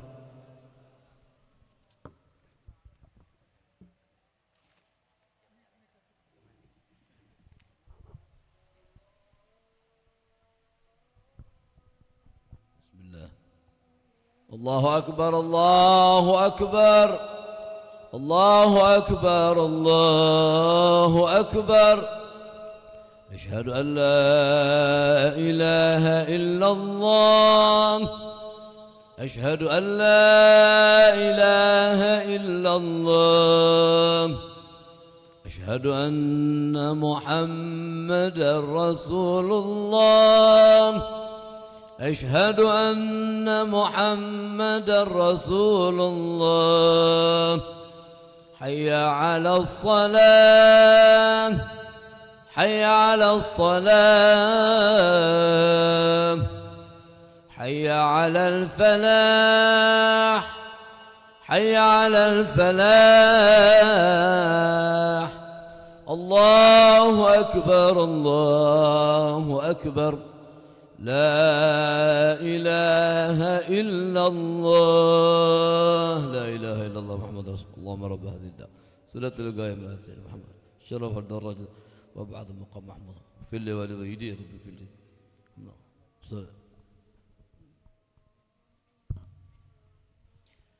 Alhamdulillah, terima kasih atas pembacaan manaqib Al-Habib Muhammad bin Ali Al-Munawar yang disampaikan oleh As-Sayyid Mustafa Furgan. Semoga kita bisa mendapatkan hikmah dari perjalanan hidup beliau. Kita bisa mentauladani apa yang telah beliau buat dan bisa kita terapkan di kehidupan kita. Semoga Allah pertemukan kita dengan beliau di surganya kelak. Amin ya Allah ya Rabbal Alamin. Jemaah yang dirahmati oleh Allah Subhanahu wa taala, acara selanjutnya ceramah agama yang insyaallah akan disampaikan oleh Ustadz Tayyibno. Baik. Mohon maaf, acara selanjutnya sambutan yang insyaallah akan disampaikan oleh pihak keluarga Al-Habib Muhammad bin Ali Al-Munawar yang akan disampaikan oleh anak beliau yang bernama Habib Ahmad bin Muhammad Al-Munawar. Kepada beliau waktu dan tempat kami persilahkan. Bismillahirrahmanirrahim. Alhamdulillah wa kafa wa asyhadu an la ilaha illallah wa asyhadu anna Muhammadan habibihil mustafa wa imamihil mujtaba. Allahumma shalli ala Muhammad wa ali Muhammad. Para auliyaillah insyaallah, para hadirin dan para hadirat yang ada di sana. Biar sini. Basim sini aja. Para hadirin dan hadirat yang ada di rumah sana. Para ustaz, para al-mukarramun, para syabab, para pencinta-pencinta Rasulullah dan pencinta-pencinta orang-orang baik, kami ucapkan selamat datang untuk menghadiri acara haul di tempat ini, haul orang tua kami Habib Muhammad bin Ali bin Abdurrahman Al-Munawar. Dan di hari yang sama juga tempat yang sederhana ini dan yang pertama kali acara perdana ini, yaitu kita melakukan acaranya di luar rumah, membangun sebuah tempat yang insyaallah menjadi tempat yang akan dilestarikan insyaallah selanjutnya untuk acara haul di tempat ini. Dan insyaallah juga ini adalah perkawinan pertama di tempat ini, dan insyaallah juga lebih daripada itu diberikan kemuliaan oleh Allah Subhanahu wa taala, pernikahan pertama di tempat ini, di ruang ini, dengan menemukan dua pasangan yang insyaallah dicintai oleh Allah Subhanahu wa taala, antara Al-Habib Najib bin Haidar Al-Shihab bersama putri Al-Habib Umar bin Muhammad Al-Munawar. Semoga pernikahan ini diberkahin oleh Allah Ta'ala, diberikan karamah kemuliaan di sisi Allah, dan diberikan keturunan yang baik, saleh dan salihah insyaallah. Karena saudara kita Al-Habib Najib adalah satu di antara muridnya Habib Umar Al-Munawar, dan beliau pun hafiz Al-Quran. Kita ingin melahirkan generasi Al-Quran dari tempat ini insyaallah ta'ala. Kita doakan pertemuan ini bukan cuma hanya pertemuan dunia, tapi juga pertemuan akhirat insyaallah, yang mendatangkan kebaikan untuk kita semua generasi umat Muhammad, lewat cinta, lewat kasih, lewat rasa prihatin dan kepedulian satu dengan yang lain. Apa yang timbul dari cinta, maka akan lahir nilai-nilai cinta di luarnya sana insyaallah ta'ala. Wa bima rahmatin minallah linta lahum, dan dengan rahmat kasih Allah, kata Allah dalam Al-Quran, kamu akan dapatkan hati-hati mereka, kamu akan rebut hati-hati mereka. Salah satu contoh dengan rahmat dan kasihnya Allah, maka Ustadz Al-Hafidh Najib bin Haidar Al-Shihab bisa merebut hati Hilya Fatimah Zahra, Fatimah Hilya Al-Munawar insyaallah. Dan ini satu di antara kebaikan-kebaikan pertemuan, menyebut nama orang-orang baik, menyebut nama-nama aulia, menyebut nama orang-orang yang dicintai oleh Allah. Kita bagian daripada itu insyaallah, akan pilih kita bagian daripada kebaikan itu. Dan mohon maaf kalau ada pertemuan di sini, kurangan di sana sini yang mungkin kita tidak bisa memenuhinya karena kondisi hujan dari 2-3 hari ini. Memang kita apa adanya saja. Kita mohon maaf kepada semuanya, kepada semua yang hadir di tempat ini dan di luar sana. Sekali lagi kita mohon maaf semaaf-maafnya agar dimaklumin kekurangan ini, dan ini adalah sesuatu dari kelemahan kita. Dan mudah-mudahan juga Allah Ta'ala berikan kelanjutan dari silaturahmi kita per tahun, setiap tahun untuk bertemu di tempat ini. Amin ya Rabbal Alamin. Para ustaz, para habaib, syukran jazilan ala hudurikum. Barakallahu lakum wa baraka lana jami'an, wa insyaallah wallahul muwaffiq wa wal hadi ila sawa'is sabil. Sallallahu ala Muhammad wa ali Muhammad walhamdulillah rabbil alamin. Assalamualaikum warahmatullahi wabarakatuh.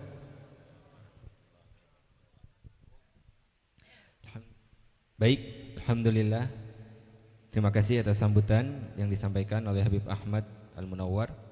Acara selanjutnya ceramah agama yang akan disampaikan oleh Ustadz Thayyibno atau UASnya Palembang. Insyaallah kepada beliau waktu dan tempat kami persilakan. Sallu ala Muhammad. Allahumma salli wa sallim wa barik alaihi wa ala alihi.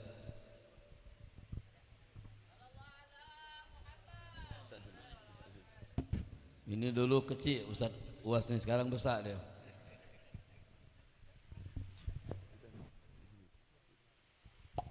Bismillahirrahmanirrahim. Assalamualaikum warahmatullahi wabarakatuh. Alhamdulillahi bi ni'matihi tatimmus salihat.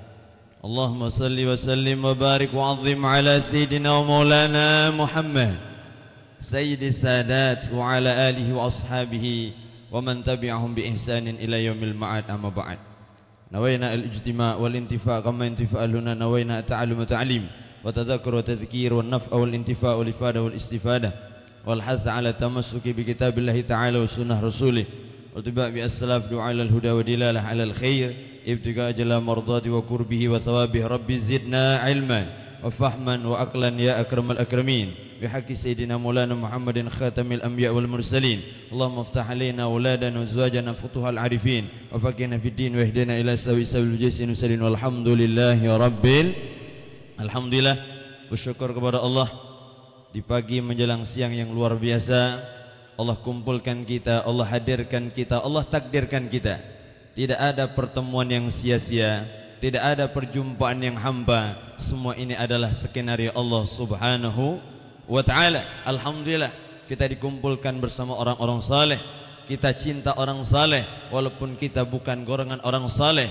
La'alli an anala bihim syafa'ah. Mudah-mudahan kita semua mendapatkan syafaat pertolongan orang-orang saleh. Amin ya rabbal alamin. Sama-sama kita hormati al-habaib asy-syurafa wal asatidah al-fudala wal hadirun al-a'izza yang luar biasa. Banyak para habaib yang hadir, Masya Allah luar biasa, tidak bisa Al-Fakir sebutkan satu persatu. Tadi ada Habib Hamid Al-Habashi, mudir Pondok Pesantren Ariyat, Habib Muhsin Al-Habashi, mudir Pondok Pesantren Ariyat Talang Bututu, dan juga Al-Habib Syukri, mudir Pondok Pesantren Anwar Thaibah, dan juga mudir Pondok Pesantren Natar, Habib Ahmad Ghazali As-Segab LCMA, dan juga yang lain para habaib, Habib Syaugi, luar biasa. Tidak bisa Al-Fakir minta maaf, tidak mengurangi rasa hormat kami teristimewa keluarga besar Sayyidil Habib Muhammad bin Ali bin Abdurrahman bin Muhammad Al-Munawwar, luar biasa, terkhusus teristimewa guru kami Ustadzana Sayyidil Habib Umar bin Muhammad bin Ali bin Abdurrahman bin Muhammad Al-Munawwar. Mata Allah bituli hayatih, kita doakan beliau mudah-mudahan panjang umur, sehat walafiat.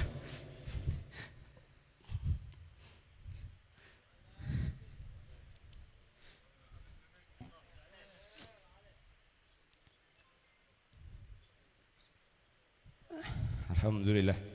Sallu ala Nabi Muhammad. Dan para habaib yang lain, Habib Ahmad Al-Munawwar dan semua keluarga besar yang tidak bisa Al-Fakir sebutkan, kita doakan semuanya mudah-mudahan panjang umur, sehat walafiat. Kita yang hadir mudah-mudahan diluaskan rezekinya oleh Allah. Jadikan keluarga kita sakinah mawaddah warahmah. Anak keturunan kita anak-anak yang soleh dan solehah. Mudah-mudahan kita istiqomah bahagia dunia akhirat. Amin ya rabbal alamin. Selamat kepada sahabat kami akhina Muhammad Najib bin Haidar bin Syihabuddin dengan Syarifah Hilya binti Al-Ustadz Umar Al-Munawwar. Kita doakan mudah-mudahan jadi pasangan yang penuh berkah, sakinah mawaddah warahmah, bahagia dunia akhirat. Amin ya rabbal alamin. Alhamdulillah. Hikmah pertama, hikmah haul. Kita berkumpul setiap tahun. Hala yahulu haulan. Haul artinya 1 tahun. Kalau kita punya emas, terkhusus ibu-ibu menyimpan emas 1 tahun, sudah sampai haulnya dan sudah sampai nisabnya 85 gram, maka dia harus keluar zakatnya. Haul artinya putaran 1 tahun. Kita mengenang hari ini 5 tahun kemangkatan Al-Habib Muhammad bin Ali bin Abdurrahman Al-Munawwar. Luar biasa kita mengenang kebaikan beliau sebagaimana sabda baginda Nabi besar Muhammad sallallahu alaihi wa alihi wasallam, "Udhkuru mahasina mautakum." Sebutkan kebaikan-kebaikan orang yang sudah meninggal dunia di antara kalian. Wa kaffu an masawihim, dan tutupi, simpan. Mungkin ada buruknya, mungkin ada salahnya, mungkin ada khilafnya, jangan pernah kita ungkapkan. Maka kita pagi hari menyebut kebaikan-kebaikan almarhum yang luar biasa, menjadi contoh untuk saya dan kita semua. Apa hikmahnya? Beliau diuji oleh Allah, sakit dengan luar biasa, bertahun-tahun beliau sakit, tapi sakit beliau menambahkan kedekatan beliau kepada Allah. Maka beliau bersyukur kepada Allah. Ini luar biasa. Idza ahabballahu 'abdan ibtala. Ketika Allah mencintai seorang hamba, maka Allah akan uji hamba tersebut. Sakit, susah, masalah, beban hidup bisa menjadi cara Allah mencintai seorang hamba. Dan hari ini Allah tunjukkan kepada kita, ternyata sakit bisa membuat orang tambah dekat dengan Allah, tambah banyak ibadah, tambah banyak zikirnya. Itulah yang Allah tunjukkan melalui Al-Habib Muhammad bin Ali bin Abdurrahman Al-Munawwar. Jadi jangan pernah mengeluh, jangan mengeluh karena keadaan, jangan mengeluh karena nasib, jangan mengeluh karena apapun, karena kita semua adalah hamba Allah Subhanahu. Allah tidak akan mungkin murka kepada kita. Allah tidak benci kepada kita. Allah tidak pernah menjauh dari kita, tapi kadang kitalah yang menjauh dari Allah. Allah tidak pernah marah dengan kita, tapi kadang kitalah yang selalu marah kepada Allah. Saat diuji sakit, tanda Allah sayang, maka jangan pernah suudzon, husnudzon billah wa husnudzon bi ibadillah. Selalu baik sangka kepada Allah dan baik sangka kepada hamba Allah. Makin berat ujian, makin besar cobaan, semakin banyak pahala yang Allah berikan, dihapuskan dosanya dan ditinggikan derajat di sisi Allah Subhanahu wa ta'ala. Asyaddul bala'al anbiya, paling beratnya ujian para nabi, dan pemimpin para nabi adalah Sayyidina Maulana Muhammad. Ini momen juga ada di bulan Rajab, bulan di mana Nabi Muhammad ditinggal dua orang yang sangat disayangi, pamannya Abu Talib dan istri tercinta Sayyidah Khadijah. Menangis Nabi, dada di depan Ka'bah. Kemudian Nabi Muhammad hijrah ke kota Taif, hijrah pertama, dilempari batu, tulang-tulang dipukuli sampai berdarah-darah tubuh Nabi Muhammad, menetes darah Nabi Muhammad, patah geraham Nabi Muhammad. Tapi Nabi Muhammad tidak pernah ada benci, tidak pernah ada dendam, tidak pernah ada marah. Yang keluar dari Nabi adalah doa, ya Rab, asallahu ayyukhrijallahu min aslabihim may ya'budullah wa la yusyrika bihi syai'a. Aku tetap berharap kepada Allah, semoga mereka akan keluar anak keturunan yang menyembah Allah dan tidak menyekutukan dengan apapun.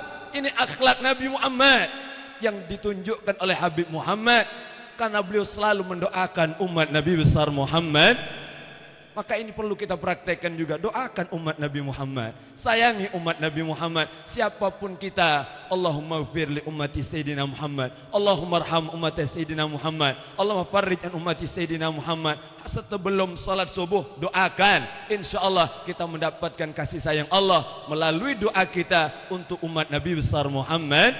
Saat kita mendoakan orang lain, maka doa kita cepat diijabah Allah. Ini resep. Siapa yang pengen doanya cepat diijabah Allah, jadi orang yang mustajab doa, harus banyak-banyak mendoakan orang.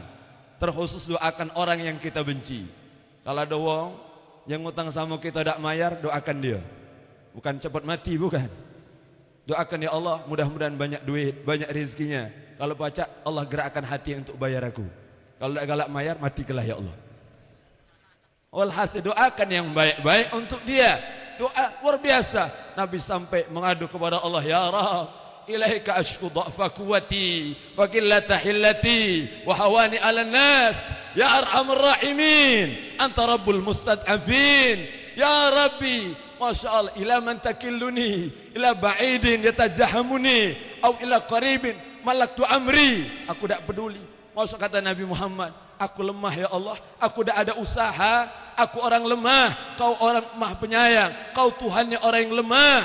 Mau arahkan aku kemana terserah ya Allah, mau tempat jauh, orang yang akan menguasaiku, atau tempat dekat orang yang akan menghinaku, fala ubali, asal kau tidak marah kepadaku. Inilah sudah sampai pada makom ridha. Dan ini juga dilakukan oleh Habib Muhammad. Beliau ridha atas ketetapan Allah subhanahu.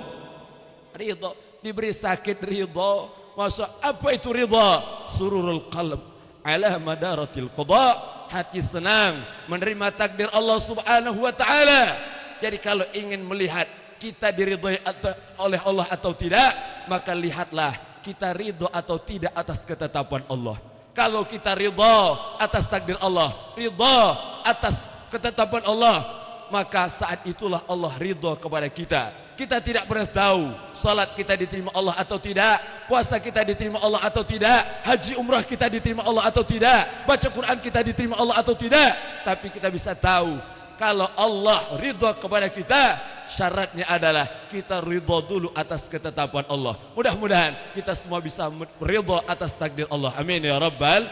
Ini hikmah-hikmah, banyak pelajaran sebenarnya dari Habib Muhammad, luar biasa. Beliau dulu saya diajak Ustaz Umar, betul, waktu kecil dulu, Masya Allah, memang kecilnya, sekarang masih kecil juga. Alhamdulillah, ngemuk-ngemuk, makan tiap malam tak gemuk-gemuk. Ada orang ngomong, Ustaz caknya cacingan Ustaz tu. Dalam hatiku, aku nih lah makan banyak, lah minum obat pula masih tak gemuk juga. Memang takdir sudah, syukuri aja lah. Walhasil, jadi saya diajak, waktu dulu masih rumah kayu. Masuk rumah kayu, diajak nginep oleh Ustaz Umar, Masya Allah. Beliau sudah sakit, rumahnya kayu. Tapi luar biasa, ternyata berkah sakit rumahnya jadi gedong. Luar biasa. Saya agak heranin, waktu beliau sehat rumahnya kayu, tapi waktu beliau sakit rumahnya jadi gedong. Arti apa? Rizki bukan karena kekuatan, rizki bukan karena kepintaran, rizki bukan karena usaha. Allah datangkan rizki bagi Allah, bagi orang hamba-hamba yang dipilih oleh Allah. Karena rizki bukan tanda Allah sayang, tapi saat menggunakan rizki untuk taat ibadah, disitulah letak ridha Allah dan sayang Allah untuk kita. Mudah-mudahan rizki kita semua diberikan keberkahan oleh Allah. Amin ya rabbal alamin. Terakhir, jam berapa ini nih? Sudah 15 menit. Lanjut apa selesai? Oh, selesai yang kanan sudah. Karena parak nasi minyak bacanya. Kalau yang kiri kan belum tercium bacanya. Karena kipas ngaduk sana kan, ngaduk sana nih. Walhasil terakhir, hikmah terakhir. Karena pengantin tak bergerak dari tadi. Masya Allah, biasanya pengantin habis akad langsung hilang deh. Ini alhamdulillah, mesti suruh Ustaz duduk dulu. Masya Allah, jangan bergerak dulu, dengar ke ceramah. Walhasil, jadi luar biasa pernikahan.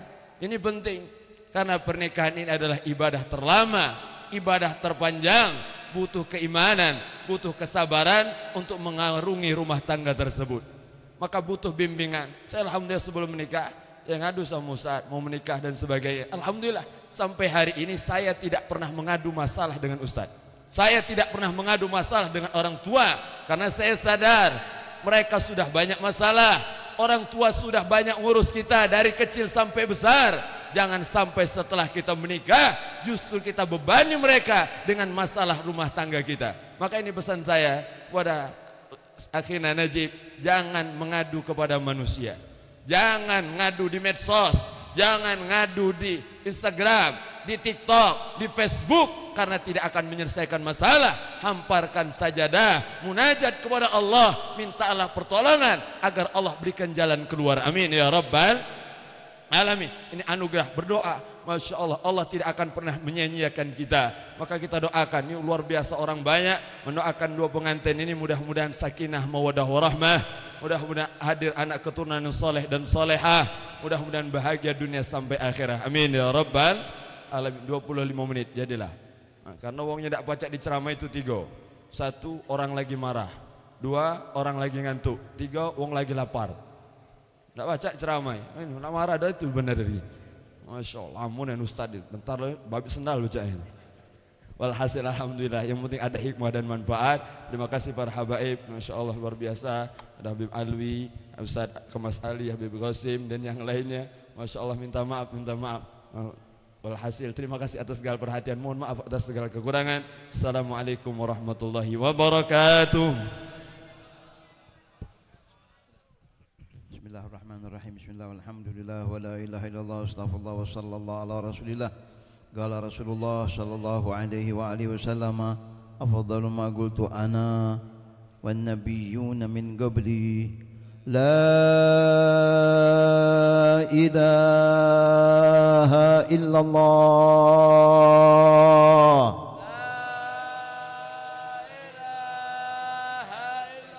لا إله إلا الله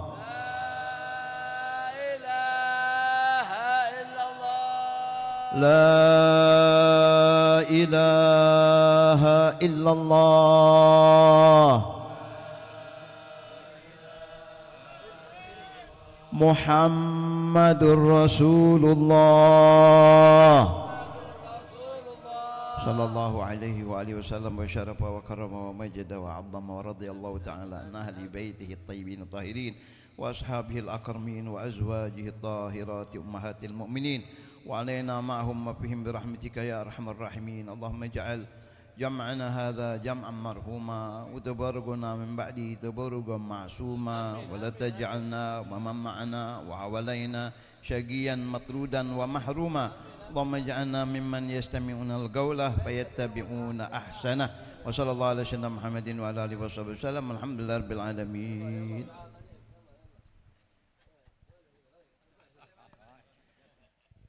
Alhamdulillah.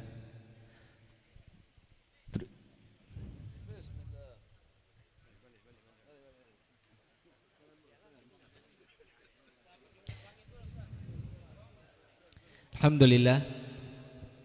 Telah kita dengarkan ceramah yang disampaikan oleh Ustadz Thayyibno, sangat mirip dengan Ustadz Abdul Somad. Masya Allah, semoga Allah selalu mudahkan jalan dakwahnya. Dan Allah jaga, semoga Allah bisa istiqomahkan beliau dalam berjuang di jalan Allah Subhanahu wa taala. Jamaah yang dirahmati oleh Allah Subhanahu wa taala, ceramah tadi sudah ditutup sekaligus dengan talqinul dzikir, maka dengan dari itu berakhir pula acara Haul Al-Habib Muhammad bin Ali bin Abdurrahman Al-Munawwar. Saya selaku MC mengucapkan ucapan mohon maaf yang sebesar-besarnya, kekurangannya berasal dari saya, adapun kelebihannya datang daripada Allah Subhanahu wa taala. Ucapan terima kasih juga kepada jamaah yang telah hadir. Semoga Allah pertemukan kita di acara haul berikutnya.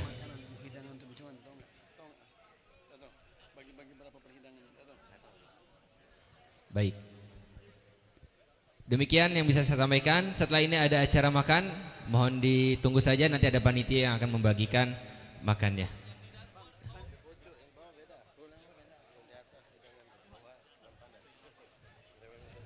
Baik, terima kasih.